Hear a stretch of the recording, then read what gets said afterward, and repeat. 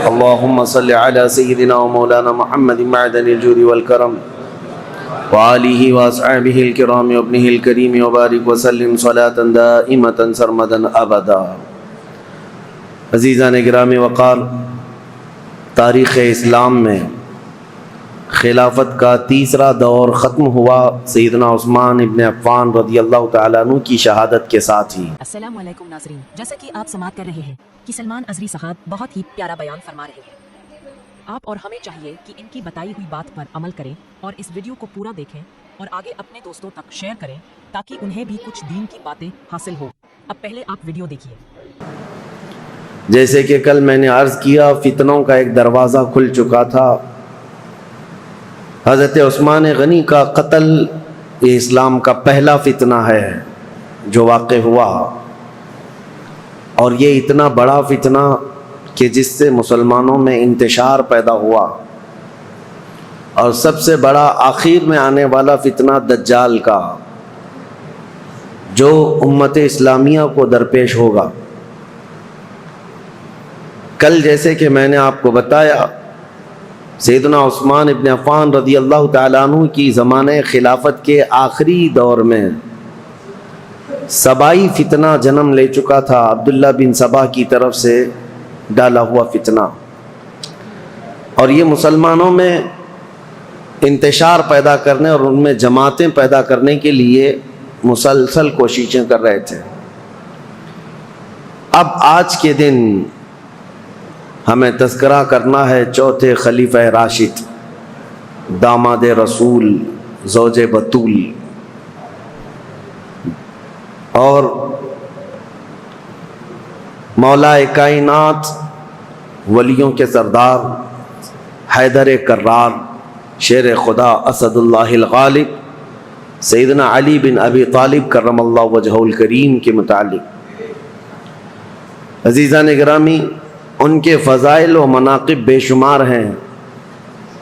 صحابہ اکرام رضوان اللہ تعالیٰ علیہم اجمعین میں بہت سے صحابہ ایسے ہیں جنہوں نے ان کی فضیلتیں بیان کی، حتیٰ کہ ابن عساکر کی روایت ہے، میں نے رسول پاک ابن عساکر کی روایت یہ ہے کہ رسول کریم صلی اللہ تعالیٰ علیہ وسلم سے صحابہ کی فضیلت میں جو حدیثیں وارد ہوئی ہیں ان میں سب سے زیادہ حضرت علی کرم اللہ وجہہ الکریم کے متعلق نظر آتی ہیں۔ حضرت علی بن ابی طالب یہ اول اسلام، سب سے پہلے اسلام میں آنے والے ہیں، سابقین اولین میں سے۔ جب حضور اکرم صلی اللہ تعالیٰ علیہ وسلم لوگوں کو دعوت و تبلیغ پیش فرما رہے تھے مکہ مکرمہ کی وادی میں، اس وقت حضرت علی کرم اللہ وجہہ الکریم مشرف بہ اسلام ہو چکے تھے، جبکہ آپ کی عمر صرف 9 سال کی تھی۔ آپ بچپن سے ہی حضور اکرم صلی اللہ تعالیٰ علیہ وسلم کی تربیت میں رہے۔ معاملہ یہ ہے کہ حضور کے سگے چچا جناب ابو طالب، ان سے حضور اکرم صلی اللہ علیہ وسلم کا بڑا لگاؤ تھا، قریبی تعلقات۔ اس کی وجہ ایک یہ بھی تھی کہ جناب ابو طالب حضور صلی اللہ تعالیٰ علیہ وسلم کی ہمیشہ حمایت میں لگے رہتے، مکہ کے کفار و مشرکین کے خلاف کھڑے رہتے، اور ان کی مالی حالت تھوڑی کمزور تھی۔ کس کی؟ جناب ابو طالب کی، چچا کی، اور اولاد زیادہ تھیں۔ تو نبی پاک صلی اللہ تعالیٰ علیہ وسلم نے ابو طالب کے یہ کئی بیٹے تھے جناب ابو طالب کے، ان میں سے حضرت علی بن ابی طالب کو حضور نے اپنی گود میں لے لیا کہ ان کی پرورش کی ذمہ داری، ان کی کفالت کا خرچہ ہم اٹھائیں گے۔ اس اعتبار سے بچپن سے ہی حضرت علی کرم اللہ وجہہ الکریم حضور صلی اللہ تعالیٰ علیہ وسلم کی آغوش تربیت میں بڑھے، حضور نے پرورش فرمائی۔ پیدائش کے واقعات بھی بڑے اہم ہیں۔ آپ کی والدہ ماجدہ فاطمہ بنت اسد ہیں، یہ اسلام میں پہلی خاتون ہیں جو اللہ رب العزت کی طرف ہجرت کرنے والی۔ حضرت فاطمہ بنت اسد جو رسول کریم صلی اللہ تعالیٰ علیہ وسلم کی چچی تھیں، اور مولا کائنات علی مرتضیٰ رضی اللہ تعالیٰ عنہ کی والدہ تھیں۔ روایات یہ ملتی ہیں کہ حضرت علی رضی اللہ تعالیٰ عنہ جب پیدا ہوئے تھے تو آپ آنکھیں نہیں کھول رہے تھے، تو لوگوں کو ایک غم بھی تھا کہ بچہ آنکھیں ہی نہیں کھولتا۔ حضور صلی اللہ تعالیٰ علیہ وسلم کو ایک خبر دی گئی، حضور تشریف لائے اور بچے کو گود میں لیا۔ حضرت علی بن ابی طالب کرم اللہ وجہہ الکریم حضور صلی اللہ تعالیٰ علیہ وسلم سے تقریباً 31 سال بعد، یعنی حضور کی ولادت کے 31 سال بعد آپ پیدا ہوئے ہیں، تو گود میں لیا حضرت علی کو، اور اس کے بعد اپنے منہ سے لعاب پاک نکال کر حضرت علی کے منہ میں انگلی رکھا، اور جیسے ہی حضرت علی کے منہ میں رکھا، وہ اب تک دودھ نہیں پیے تھے اپنی ماں کا، تو حضور صلی اللہ تعالیٰ علیہ وسلم کی انگشت مبارک آتے ہی اس کو چوسنا شروع کیا، اور آنکھیں کھولی تو سب سے پہلے دنیا میں چہرے رسول کو دیکھا۔ سب سے پہلی غذا آپ کے پیٹ میں جو گئی ہے وہ حضور کا لعاب پاک ہے، اور دنیا میں سب سے پہلی نظر اٹھی ہے تو چہرے رسول۔ یہ سب سے بڑی فضیلت ہے۔ اور پھر اس کے بعد حضور صلی اللہ تعالیٰ علیہ وسلم حضرت خدیجہ کے گھر ہی رہتے تھے، اور جب حضور صلی اللہ تعالیٰ علیہ وسلم غار حرا سے گھر تشریف لائے تھے پہلی وحی لے کر، اور پھر گھر میں نمازیں ادا کی جاتی تھی، تو حضرت علی، حضرت خدیجۃ الکبریٰ اور حضور صلی اللہ علیہ وسلم کے پیچھے یہ خود بھی کھڑے ہو کر نمازیں پڑھتے تھے۔ اور اس کے بعد جب حضور صلی اللہ تعالیٰ علیہ وسلم نے اعلان نبوت فرمایا اور دعوت اسلام لوگوں کو دینا شروع فرمائی، تو سب سے پہلے حضرت علی کرم اللہ وجہہ الکریم بچوں میں ایمان لانے والے ہیں۔ وہ واقعہ آپ خود بیان کرتے ہیں کہ حضور مکہ کے سارے لوگوں کو ایک جگہ پر کوہ صفا کے قریب جمع فرمائے تھے، صفا پہاڑی کے پیچھے، اور خاندان کے سارے لوگ موجود تھے، حضور کی پھوپھیاں، حضور کے چچا، جتنے لوگ تھے، قریش سب تھے۔ ان کے درمیان جب نبی پاک صلی اللہ تعالیٰ علیہ وسلم نے اپنی نبوت کا اعلان فرمایا اور خدائے واحد کی طرف بلایا، اور پھر اخیر میں یہ ارشاد فرمایا، کون ہے جو تم میں سے میری دعوت کو قبول کرے؟ تو جب حضور یہ فرماتے تو حضرت علی کھڑے ہوتے، یہ کہتے میں کمزور ہوں، پتلی ٹانگوں والا ہوں، آنکھوں میں آشوب چشم ہے، لیکن میں آپ کی دعوت پر لبیک کہتا ہوں۔ حضور صلی اللہ تعالیٰ علیہ وسلم دوبارہ فرماتے، کون ہے جو میری دعوت پر لبیک کہے، دین اسلام کی حمایت کے لیے کھڑا ہو؟ دوسری مرتبہ پورا مجمع سناٹے میں تھا، پھر حضرت علی کھڑے ہوتے ہیں، عرض کرتے ہیں میں چھوٹا ہوں عمر میں اور کمزور ہوں، لیکن میں آپ کے دین اسلام کی حمایت کے لیے کھڑا ہوں۔ تیسری مرتبہ حضور نے فرمایا، پورے مجمع میں کوئی ہے؟ تب بھی مولا کائنات علی مرتضیٰ رضی اللہ تعالیٰ عنہ ہی کھڑے ہوئے۔ حضور صلی اللہ تعالیٰ علیہ وسلم نے ان کو گلے لگایا اور دعا کی، مولا اس کی ٹانگوں میں اور اس کی بازوؤں میں قوت عطا فرما۔ نبی پاک صلی اللہ تعالیٰ علیہ وسلم کی دعائے پاک کا اثر تھا کہ پھر دنیا نے انہیں پہچانا ہے، اور اس کے بعد پھر صحابہ خود کہتے ہیں حضرت علی کی طاقت کے مثل ہم میں سے کسی کی طاقت نہیں تھی، وہ حیدر کرار شیر خدا بن کر پوری دنیا میں چمکے ہیں۔ یہ رسول اللہ کی دعا تھی۔ پھر جب نبی پاک صلی اللہ تعالیٰ علیہ وسلم ہجرت فرمانے کے لیے ارادہ فرمایا تو اپنے بستر پر کسی کو نہیں، حضرت علی کو سلایا تھا۔ یہ سخت رات تھی، اور انجانے میں اور غلطی میں کفار و مشرکین جو حضور کے قتل کا منصوبہ بنائے ہوئے تھے، گھر میں داخل ہو کر جو سویا ہوتا بستر پر اس کو قتل کر دیتے۔ حضرت علی کرم اللہ وجہہ الکریم کو حضور صلی اللہ علیہ وسلم نے اپنے بستر پر سلایا تھا اور کہا تھا میں جا رہا ہوں مدینے، اور صبح ہونے کے بعد میرے پاس جو کفار و مشرکین کی امانتیں ہیں وہ دے کر تم بھی مدینے آ جانا۔ حضرت علی چادر، یمنی چادر تھی ہرے رنگ کی، فرماتے ہیں میں چادر تان کر سو رہا تھا، اور پتہ تھا کفار و مشرکین حضور کے پورے گھر کا محاصرہ کیے ہوئے، رات کے وقت اندر آ کر کوئی بھی قتل کر سکتا ہے۔ نبی پاک صلی اللہ تعالیٰ علیہ وسلم تو گھر سے نکل کر چلے گئے، حضرت علی آرام سے سوتے رہے۔ فرماتے ہیں ان سے پوچھا تھا کسی نے، ہجرت کی رات آپ کس خوف سے سو رہے تھے بستر پر؟ وہ قتل کا بستر تھا۔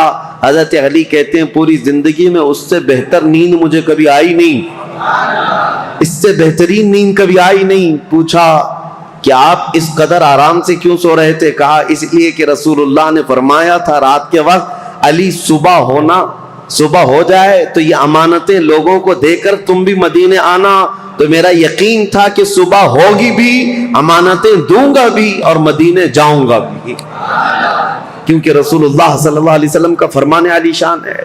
مولا کائنات ہر جگہ نبی کریم صلی اللہ تعالیٰ علیہ وسلم کے ساتھ ساتھ رہے ہیں. اور آپ کو وہ واقعہ بھی بتا دوں, یہ فضائل پر بات چل رہی ہے, پھر میں خلافت مولا کائنات علی مرتضیٰ پر آتا ہوں, کیونکہ تاریخ میں خلفائے راشدین کے دور میں حضرت علی کی خلافت کا جو دور ہے وہ بہت امپورٹنٹ ہے, اس لیے بھی کہ یہاں سے فرق ہو جاتا ہے اپنوں کا اور غیروں کا. یہاں تک منزلیں سیم چلتی رہیں امت اسلامیہ کی, لیکن یہاں آنے کے بعد جماعتیں بدل گئیں, کچھ لوگوں نے اپنا قبلہ الگ کر لیا, کچھ لوگوں نے الگ کر لیا ہے. تو خلافت علی بن ابی طالب کا یہ 5.5 سالہ جو دور ہے یہ بہت ہی اہم ہے. میں تاریخ پر آتا ہوں, اس سے پہلے کون ہے یہ شیر خدا, کون ہے یہ علی مرتضیٰ؟ حضور صلی اللہ تعالیٰ علیہ وسلم کی گھر میں پرورش پانے والے, دعوت اسلام میں جہاں جہاں حضور جاتے تھے ساتھ جاتے تھے. جب کبھی حضور لوگوں کو تبلیغ فرماتے, آپ حضرت علی حضور کے ساتھ رہا کرتے تھے. عمر اگرچہ چھوٹی تھی لیکن ساتھ ساتھ رہے. اور جب ہجرت فرمائی میرے آقا صلی اللہ تعالیٰ علیہ وسلم نے, حضور کی ہجرت کے چند ہی دن بعد حضرت علی بھی مکہ سے ہجرت کر کے مدینہ تشریف لے آئے. اب ہجرت کے بعد 2 ہجری تھی, یعنی حضور صلی اللہ علیہ وسلم کی ہجرت کے 2 سال بعد مدینہ طیبہ میں نبی کریم صلی اللہ تعالیٰ علیہ وسلم نے اپنی سب سے لاڈلی لخت جگر سیدہ کائنات فاطمۃ الزہرا رضی اللہ تعالیٰ عنہا کا نکاح حضرت علی بن ابی طالب کے ساتھ فرمایا. حضرت علی حیادار تھے, شرمیلے تھے. آپ کہتے ہیں کہ پیغام نکاح حضور صلی اللہ تعالیٰ علیہ وسلم کے گھر آپ کو بھیجنا تھا, لیکن حیا مانے تھی. حضور صلی اللہ تعالیٰ علیہ وسلم کے گھر میں پرورش پاتے رہے, لیکن آپ اس شرم اور حیا کی وجہ سے کبھی پیغام لے کر جا نہ سکے. خود نبی پاک صلی اللہ تعالیٰ علیہ وسلم نے حضرت علی کرم اللہ وجہہ الکریم کو طلب فرمایا اور پھر اپنی بیٹی کے نکاح کا معاملہ سامنے رکھا. حضرت علی خوش ہو گئے, اور پھر اس کے بعد حضور صلی اللہ تعالیٰ علیہ وسلم نے فرمایا مہر میں کیا دے سکتے ہو؟ پھر ان کے لیے مہر کے انتظام کا حکم دیا. حضرت علی خود گئے, وہ ایک باغیچے میں مزدوری کرتے تھے, کما کر کے جو انہوں نے جمع کیا تھا اور ان کے پاس جو لوہے کی زیرہ تھی وہ بیچ کر یا گروی رکھ کر مال جمع کیا, 400 مسقال چاندی. یہ حضرت فاطمۃ الزہرا رضی اللہ تعالیٰ عنہا کے لیے مہر مقرر فرمایا گیا. اور جو جہیز کے متعلق بہت سارے لوگ یہ کہتے ہیں, حضرت فاطمہ کے جہیز میں حضور صلی اللہ تعالیٰ علیہ وسلم نے مٹی کے برتن دیے تھے, مشکیزہ دیا تھا, چارپائی اور ایک گدا, ایک تکیہ اور کچھ چیزیں استعمال کی دی تھیں. اس کو لے کر کے جو جہیز کا معاملہ چلایا جاتا ہے, حضرت فاطمہ کا جہیز یہ تھا. اس کی حقیقت بھی میں بتاؤں, حضرت فاطمہ کا جو جہیز تھا وہ پورا حضرت علی کے پیسوں سے خریدا ہوا تھا. لوگوں کو حضرت فاطمہ کا جہیز یاد ہے کہ رسول اللہ نے یہ جہیز دیا تھا, اور یہاں پر اسی جہیز کی بنیاد پر لاکھوں اس طرح کے کروڑوں کا مطالبہ کر لیتے ہیں. مولا کائنات علی ابی طالب کرم اللہ وجہہ الکریم وہ جوان مرد ہیں جنہوں نے اپنے ہاتھوں سے کمائی ہوئی رقم کو یہ جہیز کے پیسوں کے لیے خرچہ کیا. حضرت فاطمۃ الزہرا رضی اللہ تعالیٰ عنہ کا جہیز کا جو سامان ہے وہ ان کے پیسوں سے خریدا ہوا. آج بھی اگر جہیز کی سنت یاد ہے تو ہونا تو یہی چاہیے کہ عورت کے باپ سے نہیں, خود اپنے ہاتھوں سے کما کر کے حاصل کرو. بہت سارے آج کے دور میں بھی بھکاری پیدا ہوئے ہیں. میں تو ان سے ہمیشہ ہی کہتا ہوں کہ جن کی طلب ہی یہ ہے کہ شادی اسی لیے کرنا چاہتے ہیں, ابھی بھی میرے پاس کنٹینیو بنگال سے, بہار سے کچھ لوگ مطالبہ اس بات کا کر رہے ہیں کہ ہمارے گھر میں شادیاں ہیں اور جہیز بہت سامنے والے مانگ رہے ہیں, بائک دینا ہے, کسی کو فلاں دینا ہے, کیا تعاون ہو سکتا ہے؟ ہم نے کہا یہ بائک خرید کر دینے کے لیے علامان فاؤنڈیشن تیار کیا گیا ہے جہیز کے لیے. ہم نے ان کو یہ کہا پہلی بات تو یہ ہے بائک دینا نہیں دینا یہ بعد میں, بیٹی ہی مت دو پہلے ایسے بھکاری کو جو تمہارے گھر سے کھانا چاہتا ہو, تمہاری بیٹی کو کیا کھلائے گا؟ مجھ سے اگر مشورہ لینا چاہتے ہو تو میں اس داماد کو یہی کہوں گا ایک کھٹوری لے لو, کسی مسجد کے باہر بیٹھ جاؤ, روزانہ ایک ایک سکہ گرتا رہے گا اور جہیز سے زیادہ مال اس میں جمع ہو جائے گا. اللہ نے مردوں کو تمہیں طاقت دی ہے, حاکم بنایا ہے کمانے کے لیے, لہذا عورت کے گھر سے لینا یہ ایک طرح کی نحوست ہے، مرد کے لیے ایک نحوست ہے، اور اس کی لت پڑ جاتی ہے اور انسان یہاں نکما ہو جاتا ہے۔ ہم نے بہتوں کو دیکھا ہے سسرال پر پلنے والے ہیں، ایسے بہت سارے ہیں۔ ایک مرتبہ عورت کیا گھر سے لے آئی، ہر بار یہ داماد یہی خواہش کرنے لگ جائے گا، جا اپنے باپ سے 10,000 مانگ کے لا، 50,000 مانگ کے لیا۔ ان لوگوں کو اس طرح کا نکما پن آتا ہی ہے۔ میرے عزیزو، اس معاملے کو اور بلکہ اس برے رسم کو بدلنے کی ضرورت ہے۔ کہاں رسول پاک صلی اللہ تعالی علیہ وسلم کی شریعت طیبہ طاہرہ۔ بیچ میں بات آئی ہے تو مختصراً عرض کروں۔ ایک صحابی آئے تھے، غریب تھے، انہوں نے کہا شادی کرنا ہے، کہا کچھ دینا ہوگا تمہیں، میں انصار کی کسی بیٹی سے تمہارا نکاح کر دوں گا، تم مہر میں کیا دو گے؟ جہیز میں نہیں۔ حضور صلی اللہ تعالی علیہ وسلم نے مہر کے لیے پوچھا، مہر تو واجب ہے۔ اس صحابی نے کہا کہ میرے پاس کچھ نہیں۔ حضور نے فرمایا کیا ایک چاندی کی انگوٹھی دے سکتے ہو مہر؟ کہا یا رسول اللہ میں تو اتنا غریب ہوں، لوہے کی انگوٹھی بھی نہیں دے سکتا۔ 2 دن کے بعد حضور نے انہیں طلب فرمایا، کہا کہ کچھ ہے تمہارے پاس؟ پھر مدینے کے انصار صحابہ میں سے ایک کی بیٹی کو طلب کیا، کہا اس کا نکاح فلاں جوان سے کر دو۔ انہوں نے کہا حضور آپ کا حکم جو ہوگا۔ تو اب اس غریب صحابی کا جو مہر ٹھہرا تھا کیا ہے؟ حضور نے فرمایا قرآن کی کوئی سورہ تمہیں یاد ہے؟ اس صحابی نے کہا ہاں مجھے فلاں فلاں سورہ یاد ہے۔ حضور نے فرمایا جا تو اپنی دلہن کو یہ سورتیں یاد کرا، یہی تیرا مہر ہے۔ نکاح کو آسان کرو، زنا کو مشکل بنا دو، یہ ہماری شریعت ہے۔ یہ نہیں ہے کہ زنا آسان کر دو اور نکاح اتنا بھاری کر دو کہ اس کے لوازمات اتنے بڑھ گئے کہ جوان لوگ آج نکاح کرنے میں گھبرانے لگتے ہیں، اتنا مال کیسے جمع کروں؟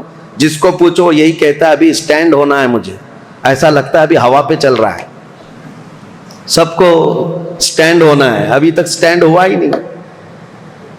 چھوڑو ان برے رسم و رواج کو، اصل بات یہ ہے کہ ہم جس ملک میں رہتے ہیں ہندوانہ رسم و رواج ہمارے درمیان آ گئی ہیں، ورنہ عرب میں آپ ہوتے تو پتہ چلتا کہ لڑکیاں مہر کتنا مانگتی ہیں۔ بیچارے عرب لوگ 35-40 سال کے ہو جاتے ہیں، ان کو شادی کرنا مشکل ہو گیا۔ وہاں الٹا معاملہ ہے، وہاں الٹا معاملہ ہے، لڑکیاں مانگتی ہیں بہت، اور کم سے کم 50,000 ریال جو سعودی کے ہوتے ہیں، یعنی 10-11 لاکھ یا 12 لاکھ مہر میں رکھواتی ہیں۔ یہ وہاں کا مزاج ہے، اور جب ان سے کہا جائے نہیں ہم کو پیسے نہیں دینا پڑتا ہے، لڑکی پیسے دیتی ہے، تو عرب والے کہتے ہیں ہم تو ایسی 4 کرنے کو تیار ہیں فری میں۔ جاؤ کسی بھی ہندوستانی لڑکی کے باپ سے کہو کہ کچھ بھی جہیز مت دینا، کوئی چیز مت دینا، یوں ہی دے دینا، لڑکی ہم بیاہ کر کے لے آئیں گے۔ اسی لیے بہت سارے عرب یہاں سے آ کر کے نکاح کر کے لے جاتے ہیں۔ ابھی ہمارے کئی لوگ ہیں وہ یہ کہنے لگ گئے کہ ہم انڈونیشیا سے شادی کر کے لا رہے ہیں، عرب میں یہ بہت مشکل ہو گیا ہے۔ دونوں نظام غلط ہو گئے ہیں، شریعت مصطفیٰ سے ہٹے ہوئے نظام ہے۔ بات مختصراً اتنی عرض کروں گا، اگر ہمارے لیے آئیڈیل ہے، کوئی نمونہ عمل ہے، تو رسول اللہ صلی اللہ تعالی علیہ وسلم کی بیٹی کی شادی، مولا علی کرم اللہ وجہہ الکریم کی شادی، یہ دیکھنا چاہیے، آپ کو پڑھنا چاہیے کہ ان کی شادی کیسی ہوئی تھی۔ کوئی نوجوان پوچھنے کو تیار نہیں ان کی شادی کیسی ہوئی تھی، کوئی یہ نہیں پوچھتا کہ ان کی شادی کیسی ہوئی، وہ اپنے اعتبار سے شادیاں رچاتا ہے۔ بہرحال سیدنا علی بن ابی طالب رضی اللہ تعالیٰ عنہ جب ہجرت کر کے آئے تھے، تو ایک معاملہ اور بھی میں بتا دوں، آپ کی قرابت رسول اللہ کے ساتھ، حضور صلی اللہ تعالیٰ علیہ وسلم ان سے کتنی محبت کرتے۔ جتنے ہجرت کر کے آئے تھے صحابہ وہ مہاجرین ہیں، اور جو مدینے میں تھے وہ انصار۔ ایک انصاری صحابی کو حضور بلاتے اور ایک مہاجر کو، اور دونوں کا ہاتھ پکڑ کر کہتے آج سے تم بھائی بھائی۔ تو یہ عقد مؤاخات میں نے تاریخ میں بتایا تھا، حضور نے ہجرت کے بعد سب سے پہلے کام یہ فرمایا تھا، بھائی چارگی قائم کر دی تھی۔ تو یہ زبانی نہیں بلکہ وہ صحابہ حقیقت میں پوری زندگی میں ان کو بھائی بنا کر رہتے تھے، حتیٰ کہ اپنی جائیدادوں میں بھی ان کو حصہ دیا ہے حضور نے، جن کو بھائی بنایا۔ تو یہ عقد مؤاخات چل رہا تھا، ایک انصار ایک مہاجر، ایک انصار ایک مہاجر، سب کی جوڑیاں بن گئی مدینے میں۔ اور جب یہ عقد مؤاخات ختم ہوا تو حضرت علی اکیلے بچ گئے، ان کے لیے کوئی انصار جوڑی کے لیے بچا ہی نہیں تھا۔ حضور نے سب کی جوڑیاں بنا دی، فلاں مہاجر کا فلاں انصار بھائی ہے۔ لیکن حضرت علی غمگین ہو گئے، کہا یا رسول اللہ صلی اللہ تعالیٰ علیہ وسلم میں اخیر میں تنہا رہ گیا، میرے لیے کوئی انصاری صحابی بھائی بننے کو تیار نہیں، یا بھائی نہ بن سکا. نبی پاک صلی اللہ تعالی علیہ وسلم نے حضرت علی سے کہا یا علی انت اخی فی الدنیا والآخرہ، کیا تو اس بات پر راضی نہیں دنیا میں بھی اور آخرت میں تو میرا بھائی ہے. انصار اور مہاجرین آپس میں بھائی ہیں، لیکن رسول اللہ نے حضرت علی کو اپنا بھائی کہا، اخی رسول اللہ.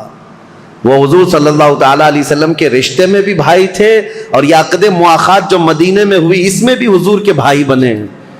نبی کریم صلی اللہ تعالی علیہ وسلم کی قرابت ایسی تھی، ایک مرتبہ یمن بھیج رہے تھے حضور ان کو وہاں کا قاضی بنا کر. تو جا رہے تھے تو حضور صلی اللہ علیہ وسلم سے عرض کیا یا رسول اللہ عمر چھوٹی ہے، مقدمات نئے نئے آتے ہیں، فیصلہ کرنا میرے لیے مشکل ہو جائے گا، میں کیسے جاؤں، ایک نئی وادی، نئے لوگ، نیا مزاج، نیا موسم. نبی پاک صلی اللہ تعالی علیہ وسلم نے ان کے سینے پر ہاتھ مارا اور کہا مجھے تم پر پورا یقین ہے، جو بھی کرو گے تم اللہ اس کے رسول کی رضا کے مطابق کرو گے. اور اس کے بعد مولا کائنات علی بن ابی طالب کرم اللہ وجہہ الکریم فیصلوں میں اس قدر ماہر ہو گئے کہ پورے مدینے کے صحابہ کہتے ہیں ہم سے چھوٹی بھی چیز کوئی ہوتی تو ہم یہی کہتے کہ حضرت علی کے پاس لے چلو. حتیٰ کہ جب حضرت عمر فاروق کا دور آیا، حضرت عمر فاروق جب کبھی کوئی مقدمہ آتا تو مجلس میں پہلے پوچھتے علی ہے کہ نہیں ہے، مقدمہ بعد میں سنتے، پہلے پوچھتے علی ہے یا نہیں. حضرت علی اگر نہیں ہوتے مجلس میں، حضرت عمر کہتے علی کو آنے دو، اس کے بعد مقدمہ سنا جائے گا. اور وہ خود کہتے ہیں میں اس مجلس سے پناہ مانگتا ہوں جس میں علی بن ابی طالب نہ ہو. یہ حضرت عمر فاروق رضی اللہ تعالیٰ عنہ فیصلہ لینے میں حضرت علی کرم اللہ وجہہ الکریم کی یہ مہارت تھی، یہ رسول اللہ کے صرف دست مبارکہ کی بات تھی. حضور نے ان کے سینے پر مار کر کہا تھا کہ تم اللہ اس کے رسول کی رضا کے مطابق فیصلے کرو گے. پھر ایک مرتبہ حضور صلی اللہ تعالیٰ علیہ وسلم جنگ تبوک میں جا رہے تھے تو اس وقت حضرت علی اس جنگ میں شریک نہیں. آپ کو مدینے کا حاکم بنایا گیا تھا، کیونکہ جب بھی جنگ میں جاتے تھے تو مدینے میں کسی کو امیر بنا کر جاتے تھے، کیونکہ مدینہ طیبہ میں جو بچے، بوڑھے اور خواتین جو جہاد میں شریک نہیں ہیں ان کی نگرانی کے لیے بھی کوئی ہونا تھا. تو اس بار حضرت علی کی باری آئی، حضرت علی کو بنایا گیا کہ تم حضور صلی اللہ تعالیٰ علیہ وسلم کی غیر موجودگی میں مدینے کے والی ہو، مدینے کے حاکم ہو. آپ کے آنکھوں میں آنسو آ گئے. یہ وہ علی بن ابی طالب ہیں جو بدر میں شریک ہیں، احد میں شریک ہیں، خندق میں شریک ہیں، ہر جنگ میں شرکت کی ہے. اور یہ جنگ تبوک میں جانے سے آپ کو روکا گیا تو آئے، کہا یا رسول اللہ صلی اللہ تعالیٰ علیہ وسلم کیا مجھے بچوں اور عورتوں پر حاکم بنا کر آپ جا رہے ہیں؟ میں بچوں اور عورتوں کی دیکھ بھال کے لیے رہ جاؤں؟ نبی پاک صلی اللہ تعالیٰ علیہ وسلم نے ان کے لیے ایک جملہ فرمایا، اے علی کیا تم اس بات کو پسند نہیں کرتے کہ تم میرے لیے ویسے ہی ہو جیسے موسیٰ علیہ السلام کے لیے حضرت ہارون علیہ السلام تھے؟ جب موسیٰ علیہ السلام کوہ طور پر جا رہے تھے تورات لینے کے لیے اللہ کی بارگاہ میں، تو حضرت ہارون علیہ السلام کو انہوں نے اپنا وزیر بنایا تھا اور اپنا وزیر مقرر کیا تھا 40 دن تک کے لیے. ہاں بس نبی پاک صلی اللہ علیہ وسلم فرماتے ہیں اے علی تم میرے لیے ویسے ہی ہو جیسے موسیٰ علیہ السلام کے لیے حضرت ہارون علیہ السلام تھے، بس فرق اتنا ہے کہ میرے بعد کوئی نبی نہیں آئے گا. موسیٰ علیہ السلام نے جن کو وزیر بنایا تھا وہ بھائی بھی تھے حضرت ہارون اور نبی بھی تھے، لیکن حضرت علی کرم اللہ وجہہ الکریم نبی نہیں. اب یہاں سے ان حدیثوں کو سننے کے بعد ذہن صاف کر لیں، جتنا بھی بڑا مقام ہے مولا کائنات علی بن ابی طالب کا، لیکن وہ نبوت کا درجہ نہیں ہو سکتا، نبی نہیں ہو سکتے. کیونکہ اگر رسول اللہ کے بعد کسی کو نبی تسلیم کیا تو پھر وہ اسلام میں آیا ہی کہاں ہے؟ اس نے خاتم النبیین ہونے کا عقیدہ ہی ختم کر لیا تو ایسا شخص مسلمان نہیں، وہ اسلام سے خارج ہے.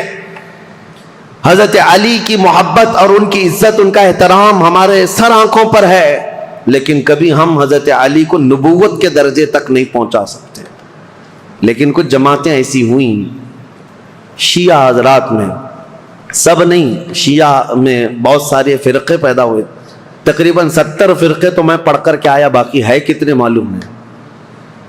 اس وقت سے حضرت عثمان غنی کی شہادت کے بعد سے جو شیعہ حضرات کی جماعتیں شروع ہوئیں، اہل تشیع بھی ان کو کہتے ہیں اور رافضی بھی ہیں، یہ ہر زمانے میں رہے اور ان میں فرقے بہت سارے ہوئے، کیسانیہ، غلات، اسماعیلیہ، دروزیہ، بزاریہ، نظاریہ، امامیہ، بہت سارے فرقے اس میں پیدا ہوئے، سب کے الگ الگ تھوڑے تھوڑے سے عقیدوں میں یا مسائل میں فرق ہے، لیکن ہے ایک ہی مینیو، کسی میں لال مرچی زیادہ، کسی میں ہلدی زیادہ، بس مینیو ایک ہی ہے، مین چیز جا کر کے وہیں پر ختم ہوتی ہے۔ حضرت علی کرم اللہ وجہ الکریم، مولا علی کرم اللہ وجہ الکریم کے متعلق جو عقائد گڑھے گئے، اس میں سے ایک فرقہ ایسا ہے جو حضرت علی کو خدا کے درجے تک پہنچاتا ہے، اور ان کا عقیدہ یہ بھی ہے کہ اللہ تعالی حضرت علی کی شکل میں دنیا میں آیا، نعوذ باللہ من ذالک، رب الارباب کہا، خالق کہا۔ ہم ایسے عقیدوں کے سخت خلاف ہیں، شرک ہرگز ہماری جماعت میں نہیں آ سکتا۔ حضرت علی رضی اللہ تعالیٰ عنہ کے لیے کچھ لوگوں نے الوہیت کا عقیدہ یعنی خدا ہونے کا عقیدہ بنایا، اور ایک فرقہ ایسا آیا وہ تو یہ کہنے لگے نبوت جو ہے وہ حضرت علی کو ملنے والی تھی، اور حضرت علی سوئے تھے تو اس لیے محمد صلی اللہ علیہ وسلم کو جبرائیل دے کے چلے گئے۔ یہ ایسا ہی بتا رہے ہیں جیسے نان کٹائی دے کر چلے گئے۔ ارے میاں نبوت ہے، جو جاگ رہا ہے اس کو نان کٹائی مل گئی، جو سو رہا ہے اس کو نہیں ملی، کوئی مٹھائی ہے؟ نبوت اللہ تعالیٰ نے عالم ارواح میں ہی چن لیا ہے کہ کون نبی ہونے والا ہے۔ یہ سویا جاگتا ہوا معاملہ نہیں ہے، ابھی دنیا میں کوئی پیدا بھی نہیں ہوا تھا، صرف روحیں تھی، اسی وقت روحوں میں اللہ نے منتخب کر لیا ہے کہ کون نبی ہوگا۔ ایک بات یاد رکھیں، یہ عقیدہ مسلم عقیدہ اسلام کا کہ کوئی بھی شخص اپنی محنت، اپنی عبادت، اپنی ریاضت سے نبی ہرگز نہیں ہو سکتا، نبی صرف اللہ کے انتخاب سے ہوتا ہے۔ ہاں ولی بن سکتے ہو، آپ کثرت سے عبادت کر رہے ہو، اللہ کے ولی بن گئے، پرہیزگار بن گئے۔ ولی تو کوئی بنتا ہے کبھی عبادات سے، محنت سے، کسب سے، اور کبھی عطا سے، لیکن نبی محنت سے، عبادت سے نہیں ہوتا۔ تم 1,00,000 سال بھی سجدے میں سر جھکا کر بیٹھے رہو، نبی نہیں بنو گے۔ نبی تو اللہ تعالیٰ کے انتخاب سے، اور اب تو کسی کے نبی ہونے کا امکان ہی نہیں۔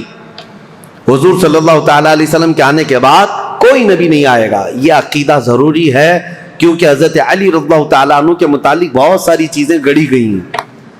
بیچ کا راستہ یہی ہے جو حق ہے، اہل سنت و جماعت کا راستہ، کہ ہم مولا کائنات علی ابن ابی طالب کرم اللہ وجہ الکریم کو اسی عظمت کے ساتھ مانتے ہیں جیسے رسول اللہ کے صحابہ مانتے تھے، اور حضور نے جیسے ان کے متعلق فضیلت بیان فرمائی، وہی اسی حیثیت سے ہم مولا کائنات علی ابن ابی طالب رضی اللہ تعالیٰ عنہ کو سر آنکھ پر رکھتے ہیں۔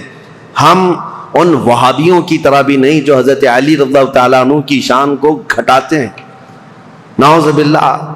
ہم برسر اعلان یہ کہتے ہیں کہ رسول اللہ صلی اللہ تعالیٰ علیہ وسلم نے غدیر خم پر یہ خطبہ ارشاد فرمایا تھا، من کنت مولا فہذا علی مولا۔ یہ حدیث اتنی تواتر کے ساتھ ہے کہ اتنے صحابہ اور اتنے لوگوں نے اس حدیث کو بیان کیا ہے کہ ان کا جھوٹ پر جمع ہونا محال ہے، اس لیے یہ حدیث بڑے اعلیٰ درجے کی ہے۔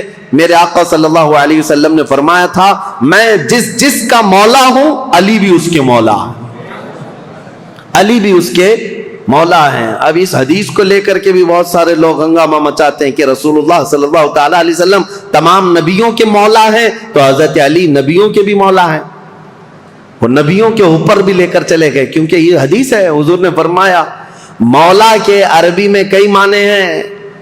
مولا عربی میں جو ہے آقا کو بھی کہتے ہیں، غلام کو بھی کہتے ہیں، مددگار کو بھی کہتے ہیں، دوست کو بھی کہتے ہیں۔ عربی کی شدھ بدھ رکھنے والا وہ سمجھے گا کہ کہاں کیا معنی لینا ہے۔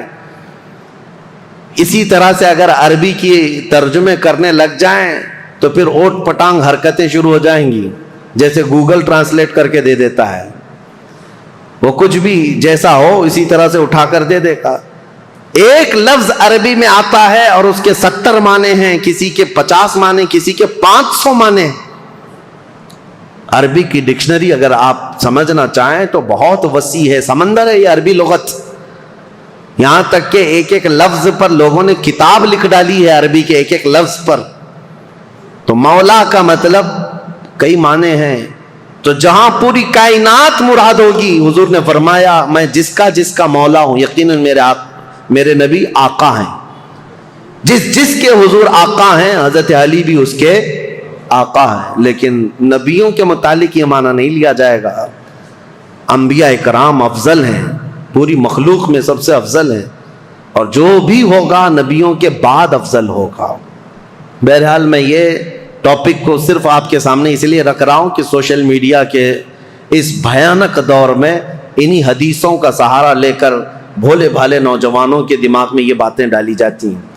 یہ چیزیں بھی لائی گئی ہیں حضرت علی نبیوں سے افضل ہیں، نہیں، اللہ کے انبیاء جتنے نبی ہیں وہ کائنات میں روئے زمین میں سب سے افضل انسان ہیں، اور ان کے بعد دوسرے صحابہ میں افضلیت ہے۔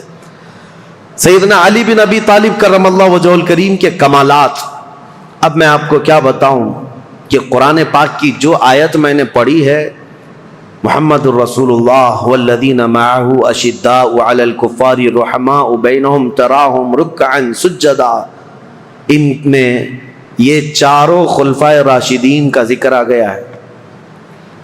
صاحب یعنی مفسرین یہ فرماتے ہیں اس آیت میں حضرت علی رضی اللہ تعالیٰ عنہ کا ذکر بھی ہے، اور ابن عساکر نے تو یہ روایت کیا ہے کہ قرآن کی تقریباً 300 آیتیں ایسی ہیں جس میں حضرت علی رضی اللہ تعالیٰ عنہ کی فضیلت ثابت ہوتی ہے۔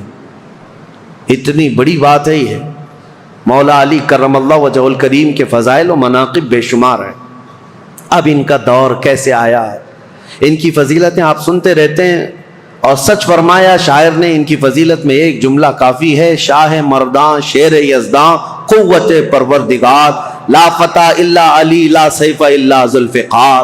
فارسی کا یہ لفظ ہے، فارسی کا یہ شعر ہے جس میں شاعر یہ کہتا ہے شاہ مرداں یعنی انسانوں کا کوئی بادشاہ ہے تو مولا کائنات علی بن ابی طالب ہے، شیر یزداں اللہ کا کوئی شیر ہے تو علی بن ابی طالب ہے۔ قوت پروردگار، دنیا میں اگر کسی کے پاس رب تبارک و تعالیٰ کی عطا کی ہوئی طاقت ہے، مظہر ہے کوئی، تو علی بن ابی طالب کو دیکھا جائے۔ لا فتح الا علی، شاعر یہ کہتا ہے حقیقت میں جوان کہلانے کے لائق کوئی ہے تو ابو طالب کا بیٹا علی ہے، اور پھر اگر تلوار کسی کی ذکر کرنے کے لائق ہے تو وہ ذوالفقار حیدری علی کی تلوار ہے۔ یہ ان کی تعریف میں کل ملا کر کے یہ جو جملے ہیں سب اس میں جمع ہو گئے۔ حضرت علی بن ابی طالب رضی اللہ تعالیٰ عنہ جنگ بدر میں جو کردار ادا کیے ہیں وہ بیان سے باہر ہے۔ جتنے لوگوں پر آپ بڑھ چڑھ کر کے حملہ کرتے رہے کفار و مشرکین جوانی کے عالم میں، حضرت علی رضی اللہ تعالیٰ عنہ کے متعلق یہ بیان کیا، بہت ہٹا کٹا جسم تھا، بہت توانا تھے، طاقت سے، کافی بھاری آپ کا پیٹ تھا، اور لوہے کا خود پہننے کی وجہ سے ہمیشہ تو سر کے بال نکل گئے تھے۔ اتنی جنگوں میں شرکت فرماتے رہے، لوہے کی وہ ٹوپی ہوا کرتی تھی، اور وہ وقت آپ یاد کریں 7 ہجری جب رسول کریم صلی اللہ تعالیٰ علیہ وسلم صحابہ کو لے کر خیبر نکلے تھے، تقریباً مدینے سے 200 کلومیٹر دور یہ خیبر کی وادی ہے جہاں یہودیوں نے اپنا اڈا بنا لیا تھا، اور مسلمانوں کے خلاف روزانہ نت نئے فتنے وہاں سے نکلتے تھے اور منصوبے بنائے جاتے تھے حضور کے خلاف، مدینے کے خلاف، اور مکہ کے مشرکین بھی اس میں حصہ لیتے تھے۔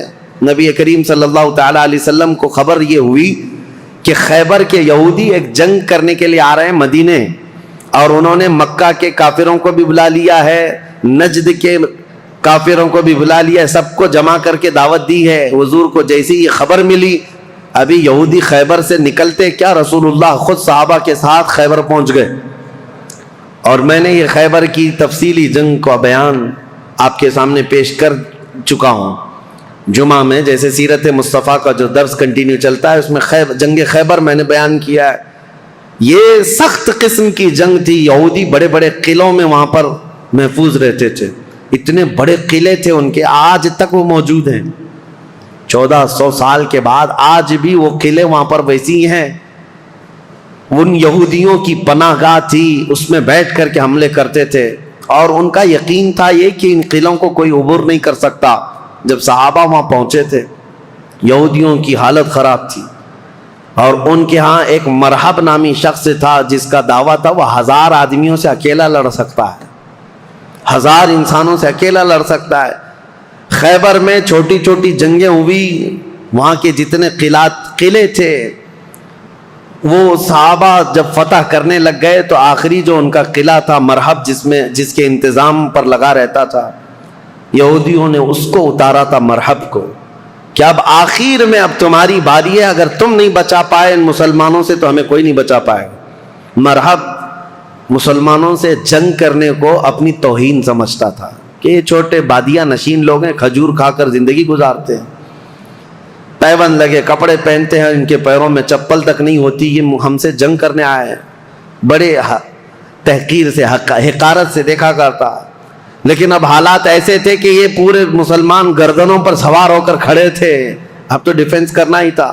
مرحب جب اپنے قلعے سے باہر آیا تو یہ سخت قسم کی جنگ تاریخ اسلام میں لکھی گئی ہے، کیونکہ خیبر فتح ہونے کے بعد ہی سارے فتوحات کا دروازہ کھل گیا ہے اسلام کے لیے۔ ساری فتحیں جتنی ہوئی یہ خیبر کے بعد، فتوحات کا دروازہ کھل گیا تھا جو رکنے کا نام نہیں لیتا۔